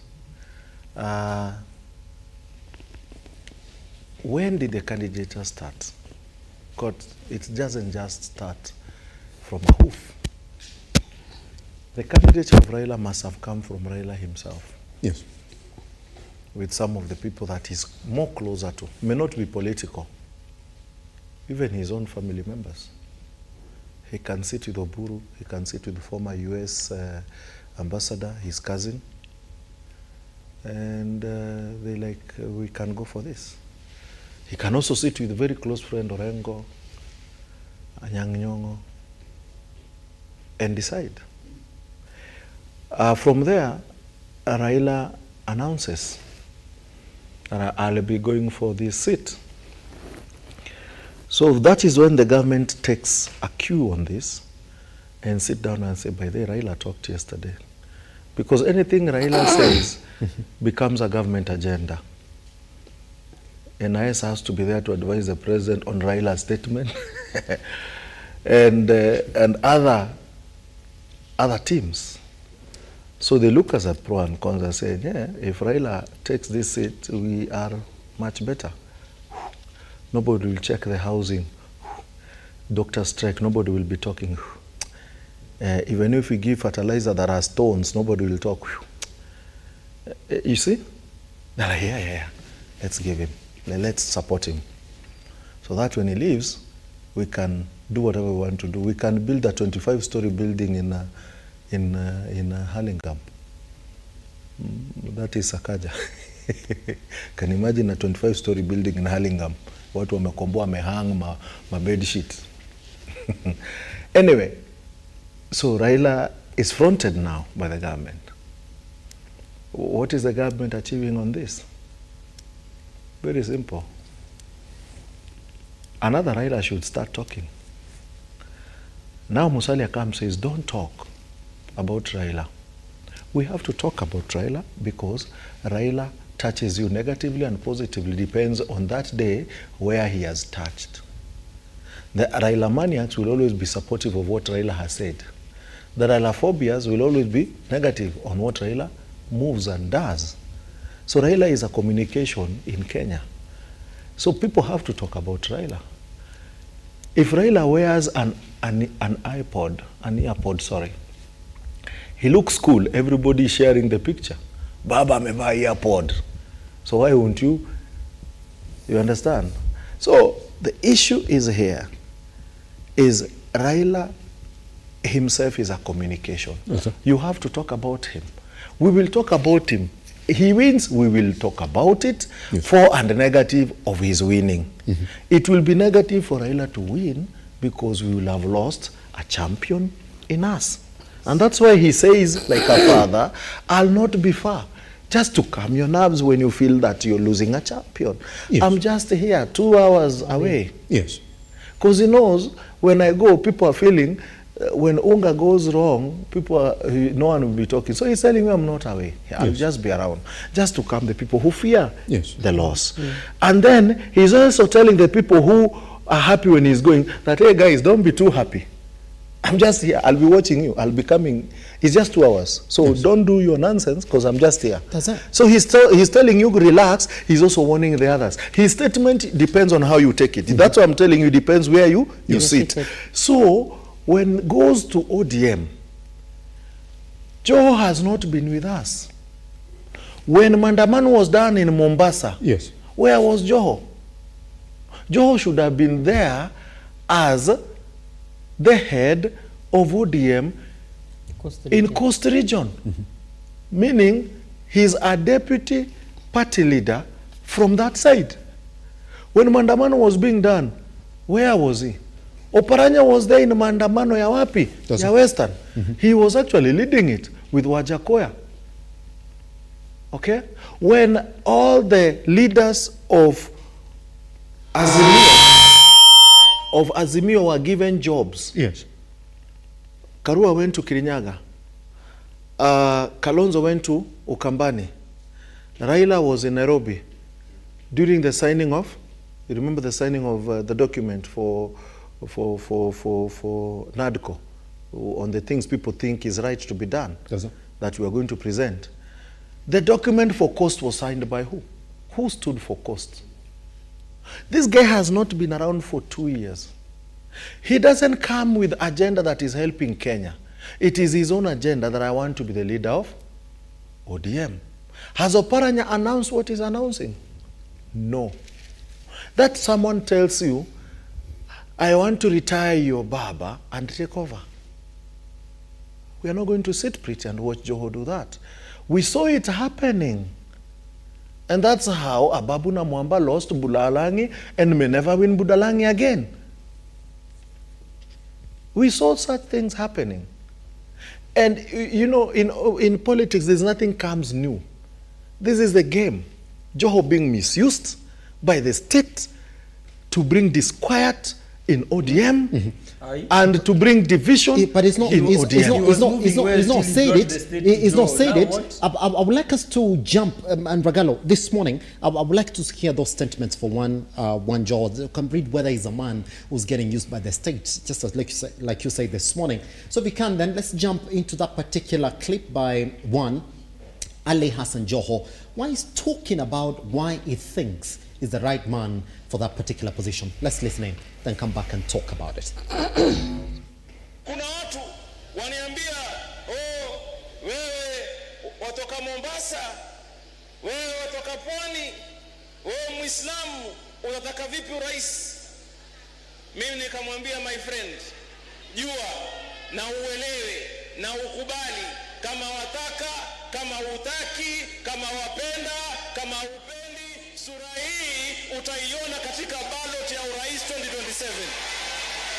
Kuna watu waniambia, oh, wewe watoka Mombasa, wewe watoka Pwani, wewe Muislamu, unataka vipi urais? Mimi nikamwambia, my friend, jua na uelewe na ukubali, kama wataka, kama hutaki, kama wapenda, kama upendi, sura hii utaiona katika ballot ya urais 2027.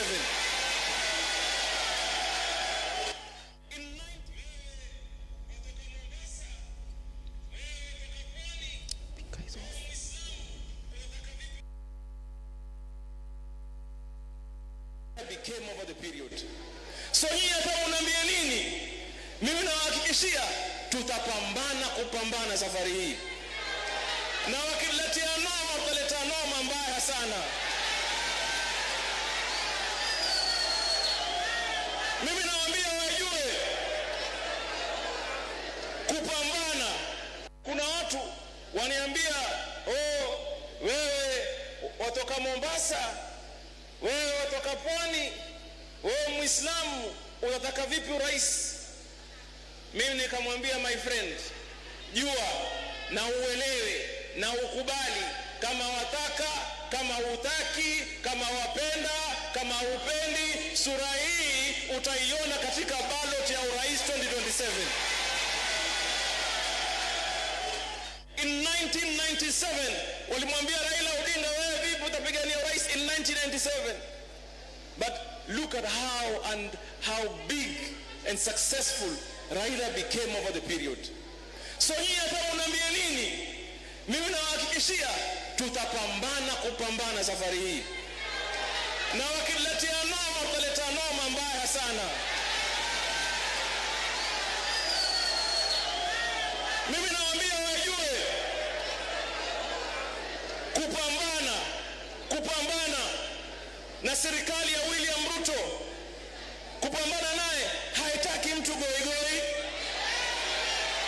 haitaki mtu mwoga, haitaki mtu mwenye kuogopa kifo, mwenye kuogopa maskini, mwenye kuwa na uoga wa aina yoyote. Yataka mtu kama ni noma, kama ni mbaya. Tumeelewana?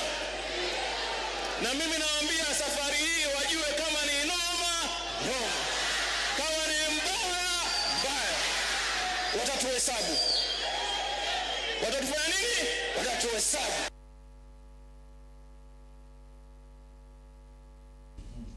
That's it. Ragallo, I'm going to give you a minute. Yes. Does it look like a man who's getting used by the state, but he's hitting the state? He's not hitting the state. He has, Ragallo. No, he said it, but does not mean he's fighting the state. Brother, look at it. Open your eyes. Mm-hmm. You can.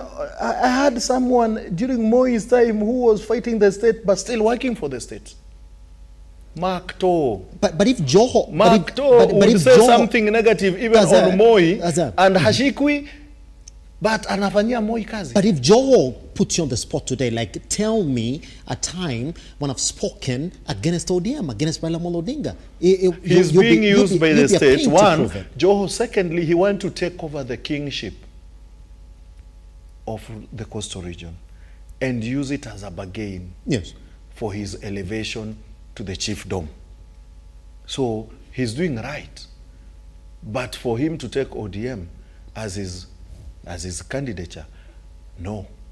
I want to tell Joho outrightly, if it were him running, and I have one Kalonzo Musyoka, trust me, I'll go Kalonzo. But they're never going to be... Joho is being used. Yes. He's being used. But here's the thing, they're never going to be So two. now, why is Oparanya not speaking? Is Oparanya not at his level?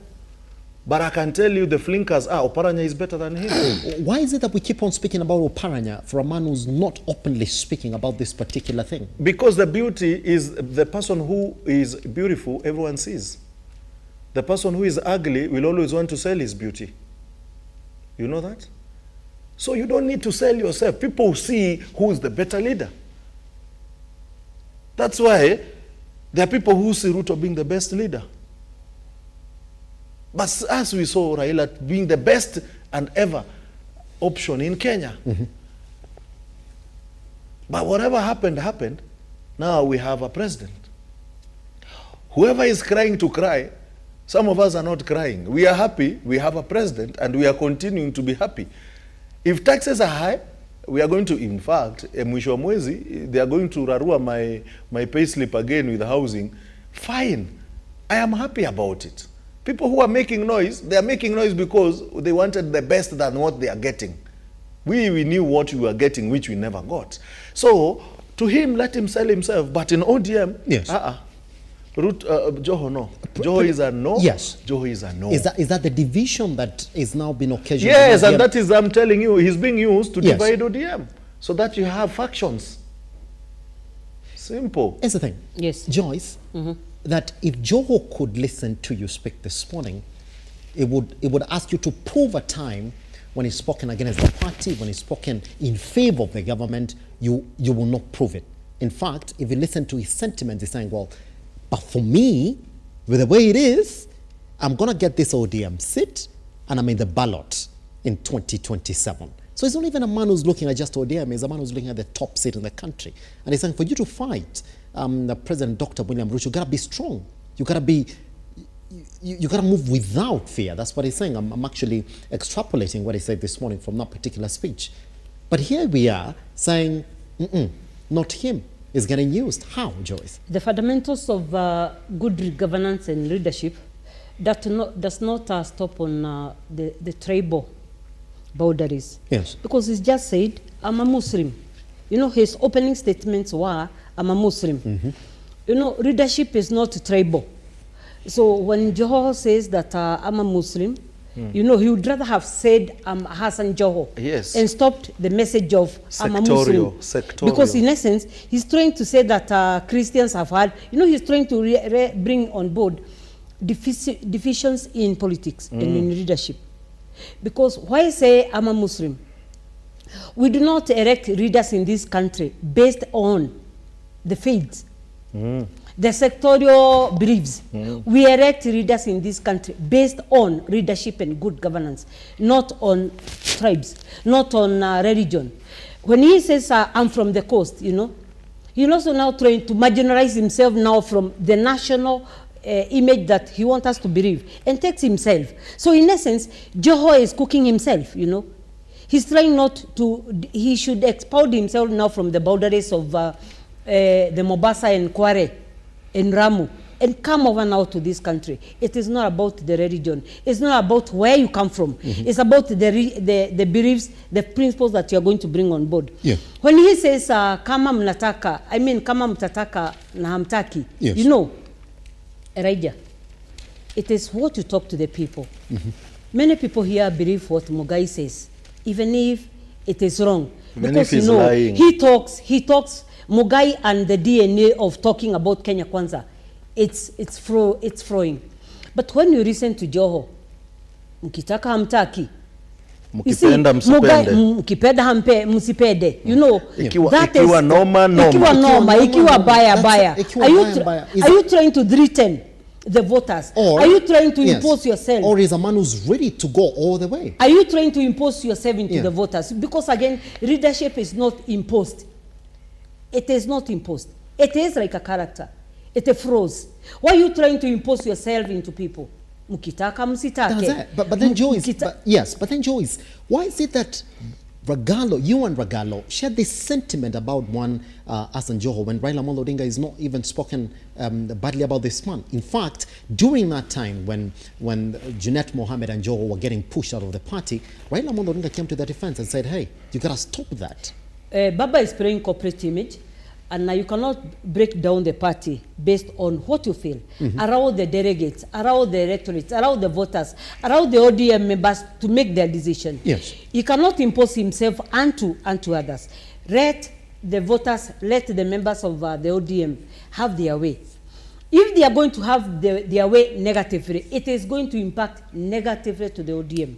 Before you conclude, Nanio Ereja, when you talk to us, kama noma, when you are still busy dancing in the streets of America, are you providing leadership?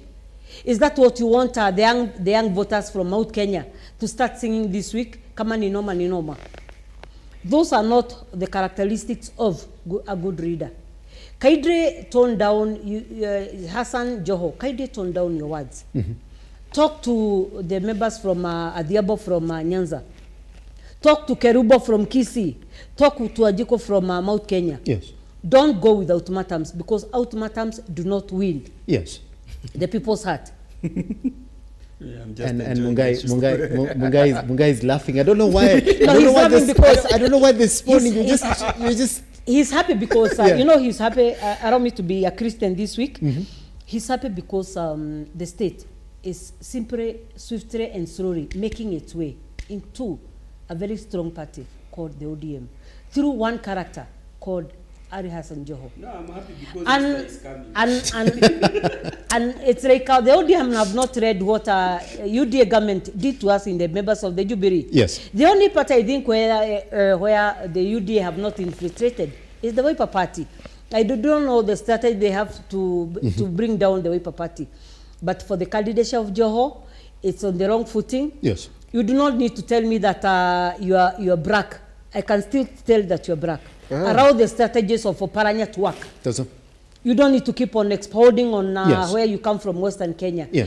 If you are a leader, you are a leader, irrespective of the boundaries, irrespective of the religion, irrespective of whatever. Here's the thing, Mungai. And when we look at this particular issue, just help me understand this morning. And I'm going to read another quote again from one Ali Hassan Joho. I don't know whether we can classify that as an ultimatum, just like Joyce put it this morning, that mimi ndio nimeanza na sirudi nyuma. Sirudi nyuma, na wakati huu watajua hadi wa pwani watahesabiwa katika Kenya hii. Is that an ultimatum? That's a threat. That's a threat. You know, I take offense, and I take a big offense. Yes.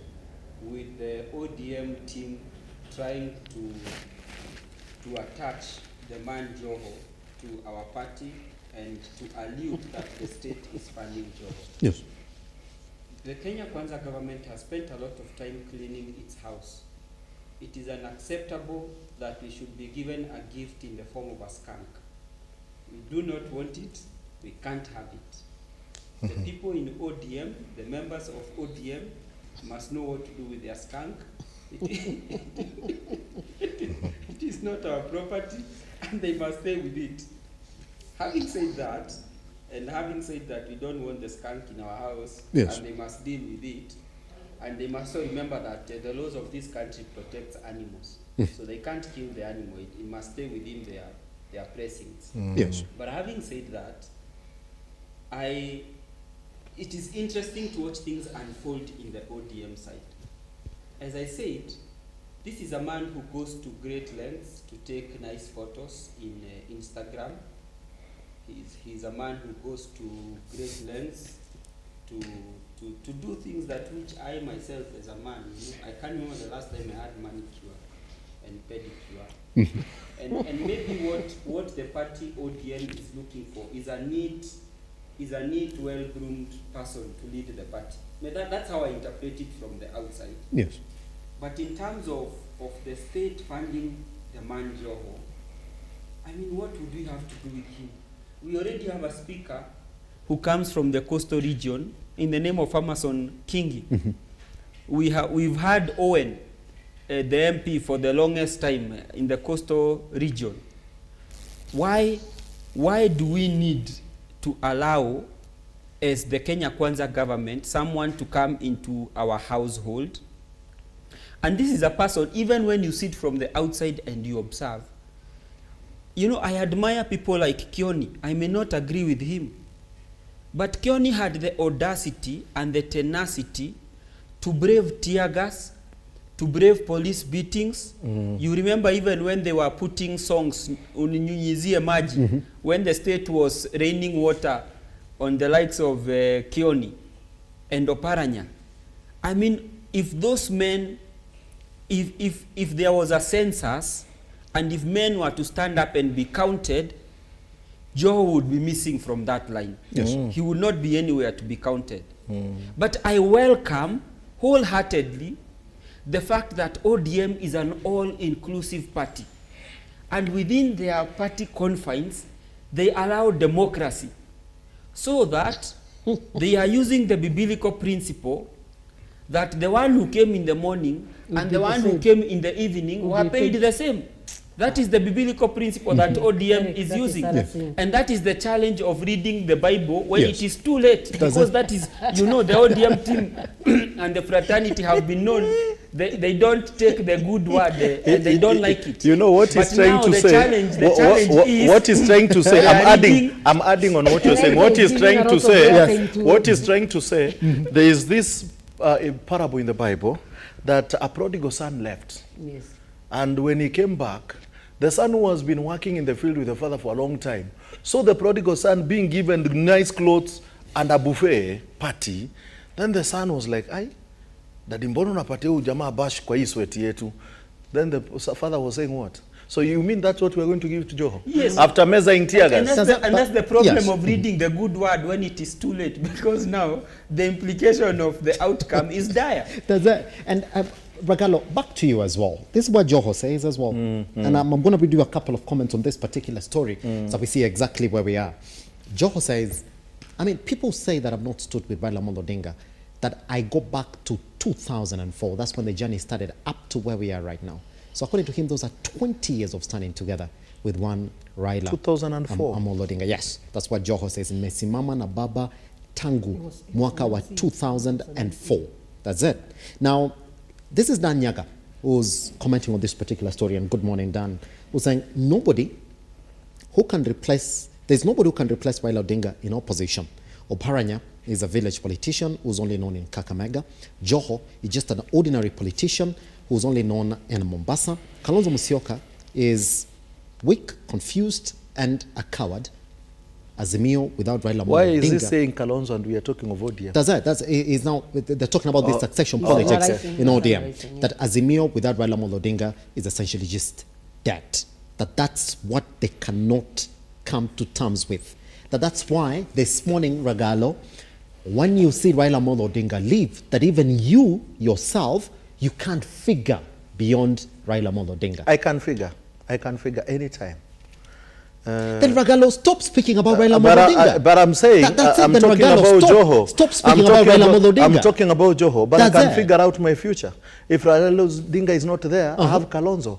He's a national leader. He has a national party.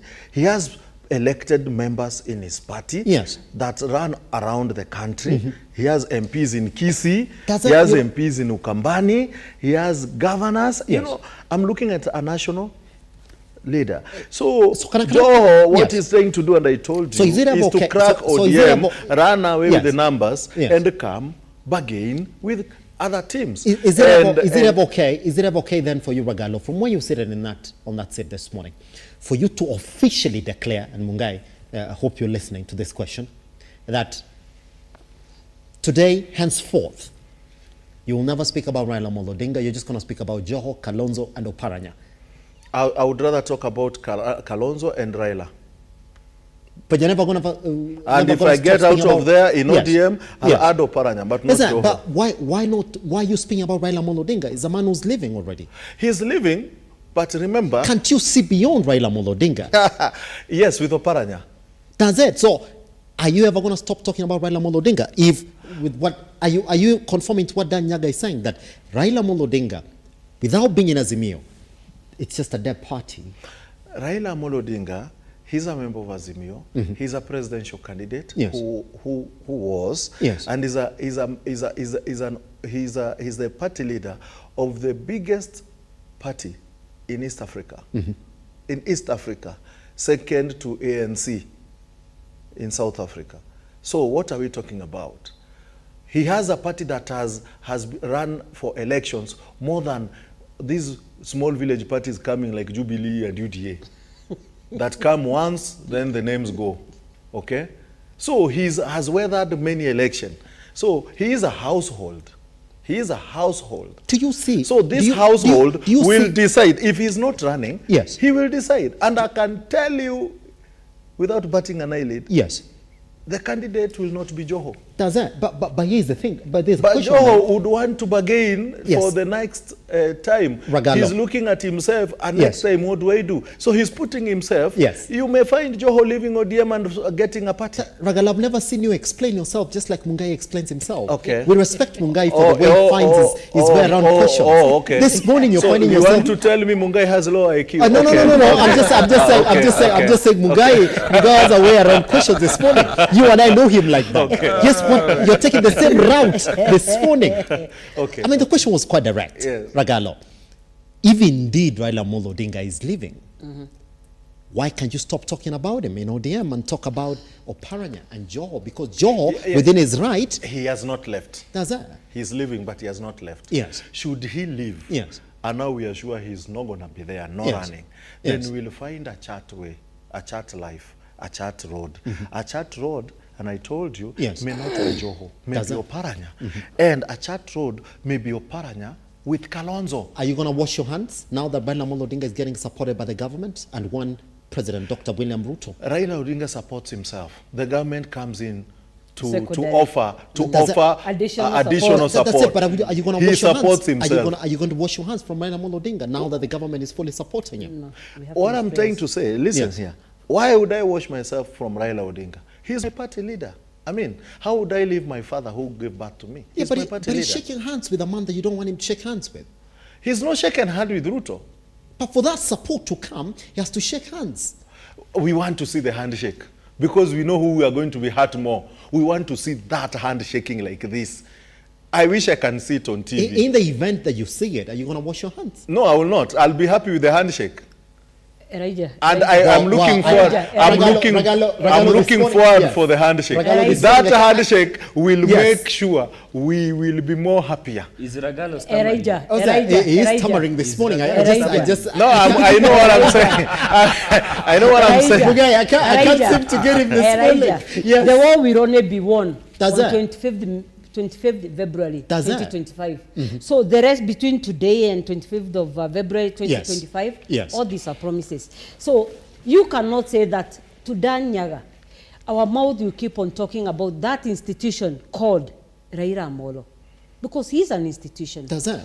Including even praying for him. So you cannot say that Ragaro's mouth should desist from the word Baba. 1 minute, Elijah. And I'm sorry for cutting you short. That talk about Raila in the context of the AUC, but not in the context of ODM politics. That right now, what you should be talking about is the next after one Raila Amolo Odinga. When you address the leadership of an institution, Baba is an institution.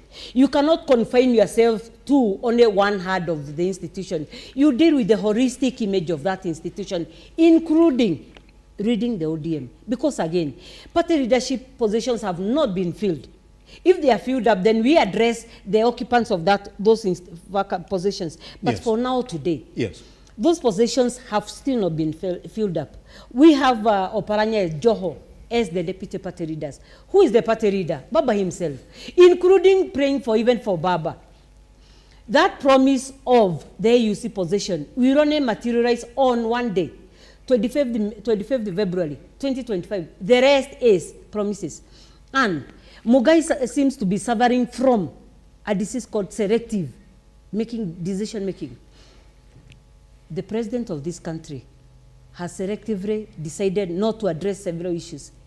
So even that one on Baba, or even that one on Baba, maybe will only be actualized on that day. The rest are promises. Elijah, how many promises have been broken? I'll give you free houses. Are they free today? I'll give you free hustler funds up to 1 million. How much is the maximum you can get from the hustler fund? 500 shillings. So these are promises that have been consistently been made by the Kenya Kwanza government, and even this one on Baba. Unless Baba, you work on your own, you put your own energies. We cannot trust the leadership of Kenya Kwanza to do campaigns for you. It will only materialize on that day. So Tunyaga, we'll keep on praying for Baba. We'll keep on measuring Baba until the year comes to an end. And the year comes to an end. Until Kenya Kwanza team feel the earbuds banging in their ears. Thank you, Raja. That's it. And here's sentiments as well in just a couple of days. This is Hassan Joho, who was speaking at the sidelines of that particular speech. He said that ODM should form the next government. Again, we continue this morning. With who? Well, we're saying that if you look at the divisions in that particular party, I'm gonna read also this quote from Gabriel Dolan, who's saying that Joho is a classic example of entitlement culture. Talks about 10 years of corruption and neglect and failure as a governor. He uses politics to enhance family business interests, another dynasty in the making. All right. Also, we got a comment also from one. I'm trying to pick that. There was a very proper comment. All right. Joho ni kama atakuwa president and azimio in 2027. Him and Kalonzo is got a bigger pool. That is that's according to one Naomi Waithera. At one point, Mungai, it's the same thing. Question that I keep on asking Ragalo and Joyce.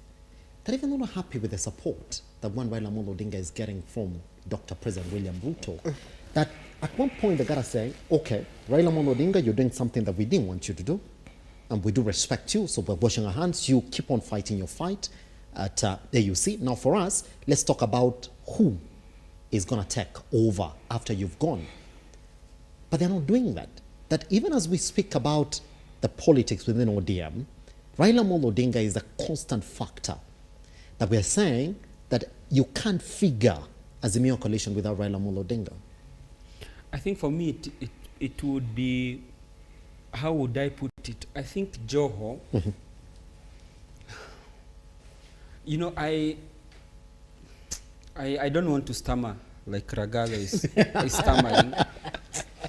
But you know, I am not in the business of belittling ambitious men. I am just an observer. Because I am not privy to the happenings in ODM. That's it. But look at it this way. The politicians in the coastal region have always suffered from this phenomenon where at one point they are rising stars and then they just fizzle out and disappear completely. Yes. And I'll give you a few examples. We used to have renowned politicians in the coastal region. We used to have Ronald Ngara, who was from the coastal region, made a mark in the national politics. We used to have, what is this guy that died? The one that was a minister for local government. Karisa Maida. Also made a mark in national politics. We had Chirau, Ali Makwere, also made a stint at the national politics. You remember he became a minister in Kibaki's government. Yes. And then he was one of the poorest performing minister for transport. Yes. Then he moved over to Tanzania as a diplomat. We've had Najib Balala, came up very quickly. Now he's suffering setback in the courts. And so, Sharif Nasir. Yes, and Sharif Nasir. So for some reason, I do not know why coastal politicians look like the fire we call in Kikuyu Mwakiwa Mafefe. It's a translation of, paper tiger. It's a paper tiger. You know, once the flame consumes them, you know, the fire looks very big at once, but then it dies out almost suddenly. And that is a fate that has been suffered by most coastal politicians. As to whether Ali Hassan Joho is able to maneuver from a precedent set by his predecessors, the jury is out there for all of us to see and determine. But as I said, I am not in the business of belittling people with ambitions. I am only an observer that when the people of ODM needed him most, he was nowhere to be seen. In fact, I recall after the Maandamano affair, he turned up one morning and shared photos of him and Junet and Baba taking coffee at Serena. That's the last I recall of him. We have a Joho in Coast. We have a Munya in Central, because also Munya always appears in press briefings for some reason. Maybe futuristically speaking, we are looking at a coalition between Joho and Munya. I don't know how that would work out, because they seem to have the same tendencies, same characteristics. But I am not an ODM sympathizer, neither am I an ODM member, neither do I subscribe to the tenets of Azimio. If their boat is leaking, it is not my duty to interrupt them. If I can recommend ways to make the hole bigger, they can welcome me to You'll add more holes, eh? Or put more holes into their ship. But as I said, it is their skunk to deal with. Is it Ragalo, just as we move away from this particular issue this morning, because I want us to look at other issues quickly before we step out of the studio. This is Mwangaza, who's saying, I don't trust Joho and Oparanya. They're likely to sell ODM to the highest bidder. Raila Odinga needs to leave this thing to someone who can be compromised. Like who? By one RUTO. Goes on to say, Babu Owino and Edwin Sifuna are eligible. The two are intriguers, people-centered, courageous, and hardworking. So that people see beyond Oparanya and one Joho as well. Babu Owino is Governor Nairobi. Are you confirming that? Who else? You want to tell me my friend from Tim's company will be Governor Nairobi? So where do you live Sifuna? Sifuna will be part of the ODM secretariat, still continuing as our CEO and our head, and still. So Sifuna is a workaholic, and he manages both in Senate and the party. And he's the brightest man I know, who makes sure the UDA people look very stupid. So I'm happy. But by the way, why don't I want him to remain there. Instead of Joe. I'm saying me, not them. Yes. I want him to remain you're there part of Azimio. because he is too bright for them, and he makes them look stupid. So you need a bright person in good offices. Can you tell me who is the chief executive of UDA? You see, you don't know. You're looking at me. I know the SG. Yes. I know the deputy party leader. Yes. You can never know, because they are supposed to be there to be told what to do, not Sifuna. Sifuna will always say how the country is going. So you need such a person. Sifuna anyway. Sifuna will face the fate of Babu Owino. It's coming very soon. So Babu will be the governor of Nairobi, and maybe future ODM presidential candidate. Eric here will be in the secretariat of ODM and still a future leader in this country.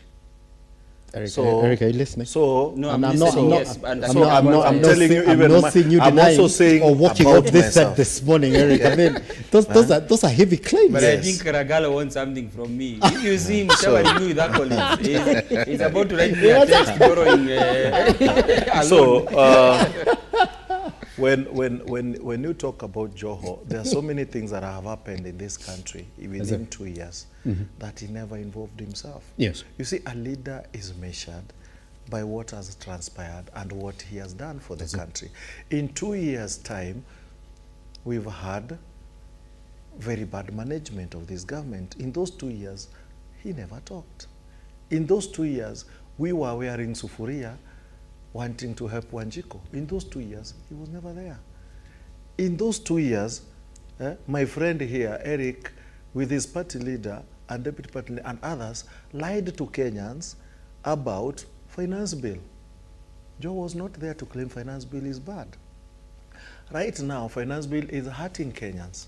My party leader and other azimio bigwigs had a press conference saying, hey, life is hard, work it down for them. Joe was never there, even one day. He's never been there. When you look at those people who have been there, someone just walk out from nowhere and take over the party? I mean, really? That's how it works? The only thing we overheard that Joho was sick, we overheard. We are not sure he was sick. We just overheard. And overhearing, the next thing we saw, Joho is doing PhD in some business school in Harvard. PhD?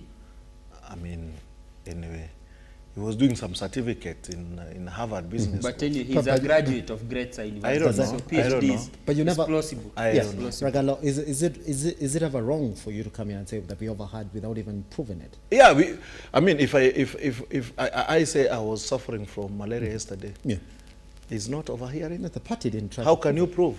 I mean, Ragalo, you're within. So that's why I asked the question: was he sick for 1 year? Do you know how to be sick for 1 year means? I'm a medic, my friend. To be sick for 1 year, man. Even Kibaki, after the long accident, he was not sick for 1 year. Alirudi, akapewa ushukani. We've seen people sick, not for a whole year. And if you're sick for 1 year, then you have a sickness. So he's been sick for 2 years. He came out of nowhere to claim he wants to be a president. After 2 years of sickness, he wants to be a president. So nothing has happened. He should have said, Kenya, ndugu zangu ni just like Uhuru Kenyatta, I have not been around for this and this because I had a problem. But through these 2 years, I've seen what has happened. One, this happened, and this is my position. This happened. Though it is past, ilienda na ingine ni past, present, continuous, he says. Then now, as this is happening, this is what I wish to do. I will run for presidency so that I solve these problems. Some of these problems happened. Are you talking about doctors not being paid? Are you not talking about interns being removed from salaries? Someone working for a whole year, day and night. A stipend you're not giving. Are you not telling the CS that she's not being honest when she says she received 50 calls from interns who are ready to work without stipend? Are you not calling out on those? But you want to be a president. Elijah, before you read from Yes. Brother Agaro. Yes. To one Hassan, I mean to one Mr. Joho. Kenya Kwanza government deliberately brought the avocado tax to the Mount Kenya region because that is a touching issue.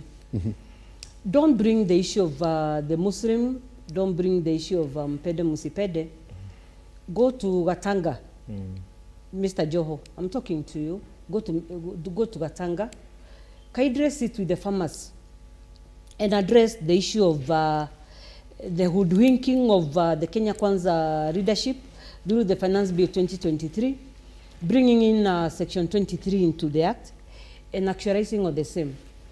Visit other parts of this country, join the doctors, because you are rating joining eating tear gas, as my brother Ragaro is saying. Kaidre for this week, yes, go and eat tear gas with the doctors. Show solidarity with the doctors. The same week, visit Gataga and discuss the hard issues of the ground. When you hit the ground running, because Kenyans are Christians, they will forgive you for the past mistakes. Yes. But you do not sit around Mombasa area and start throwing jabs at us. Face the real issues of the ground. Yes. Are the real issues before Mugai reasons? It is the avocado tax. It is about Section 23 of the Finance Bill. It is about my mother, the late mother, using her Kababe phone, pressing 222# to generate an invoice. My mother has no idea. My mother's age mates have no idea how to do that. How to do it. How to touch the Kababe, they wrap. The password on the Kababe is the brothers, they wrap that small phone. That's why they took you to school. So that they can operate an invoice, they can generate an invoice. Teach them. My grandmother has no idea what an invoice is. My grandmother has no idea how to keep records for the avocado she sell. Elijah. It's only last week. That's it. It's only last week. Before the Kenya Kwanza brought in the section 23 of the Finance Bill Act, avocados were being sold at 20 shillings a piece. Today, 4 pieces of big avocado are going at 10 shillings. You know, they brought down that part of the economy. So it is very awkward for Joho to bring in the religion, to bring in the tribe, to bring in the regions, but allow him. Me and my friends, Ragaro and others, we are willing to forgive. But let him this week. Let him prove otherwise. Let him eat tear gas this week. Let him visit Mogai's background to discuss the avocado tax, to discuss about the milk tax. Then a whole week of this week, we are going to forgive. If you will not live to this week, then let him forget. On the issue of Sivuna and Babu Owino, I'm happy with the ODM party. I wish my Jubilee party can be taking this thread. It is a very strong party, followed by Wiper, because UDA does not even follow that category of parties with very strong structures. Sifuna is an asset in that party.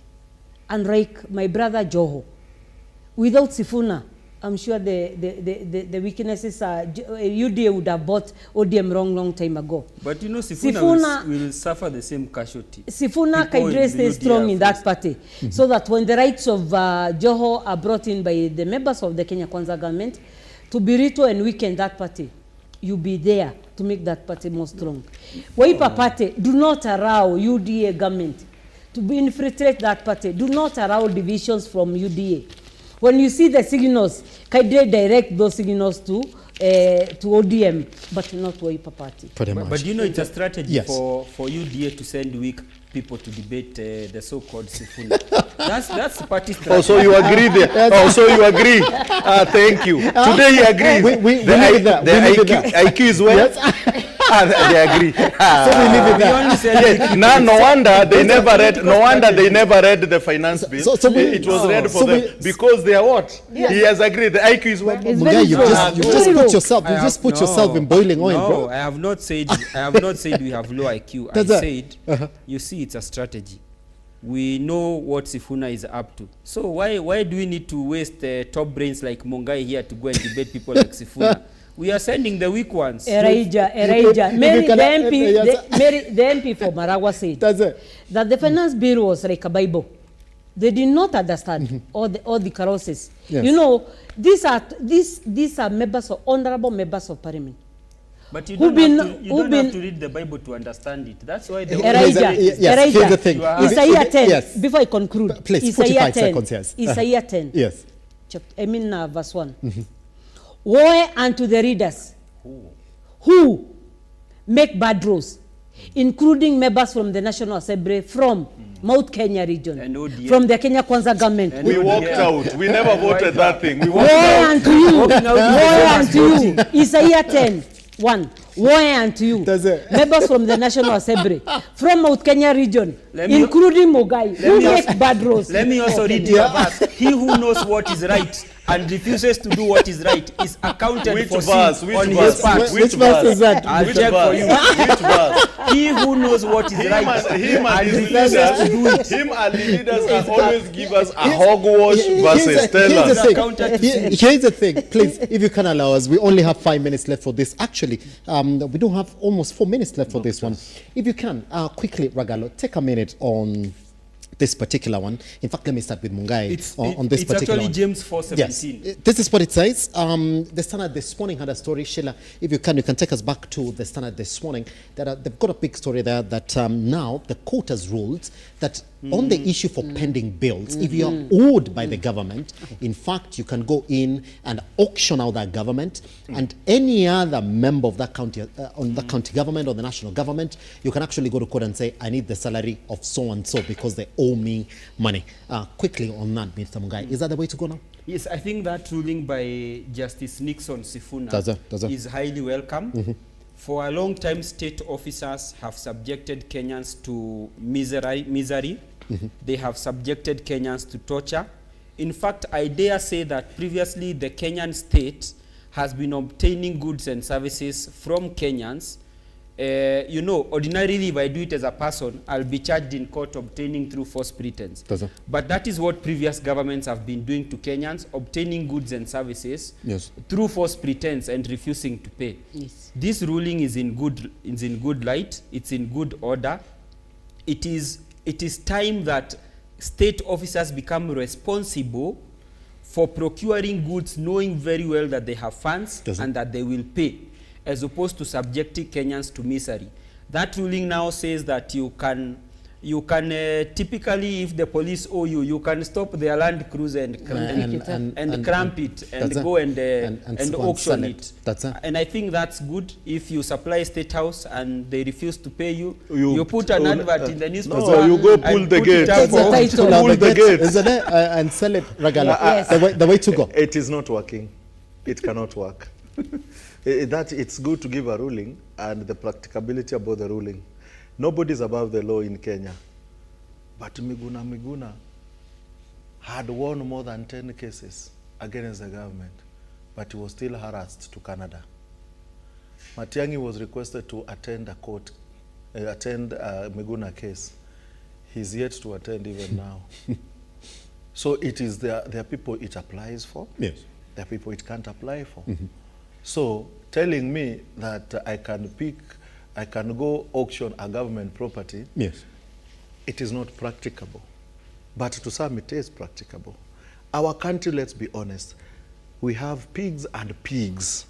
What I mean, in the animal farm, shamba la wanyama, kuna wanyama waliozidi wengine.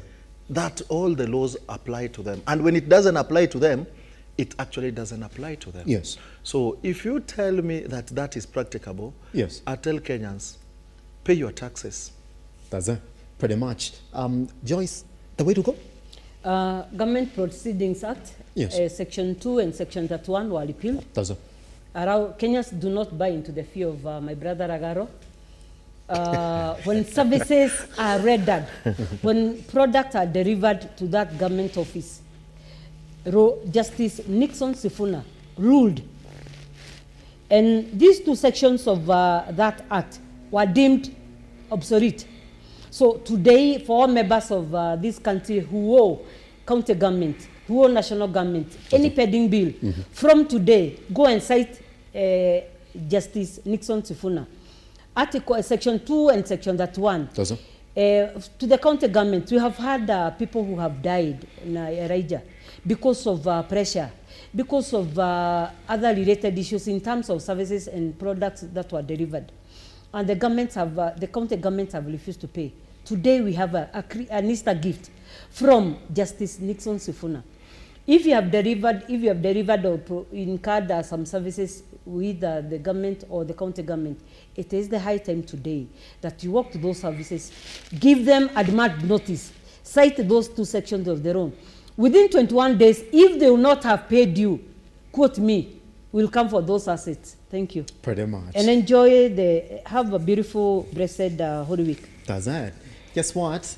I mean, there's just a lot of issues that we could have gone and looked into this morning, but the bigger conversation is on Musalia Mudavadi's warning to all the ODM members. And by the way, in part, Kenyans as well is telling you this morning, hey, when you speak about Raila Odinga on this issue for the AUC, the job, be careful, because the world is watching, Africa is watching, and anything you say might sway the voting that is going to start in just a couple of months from now.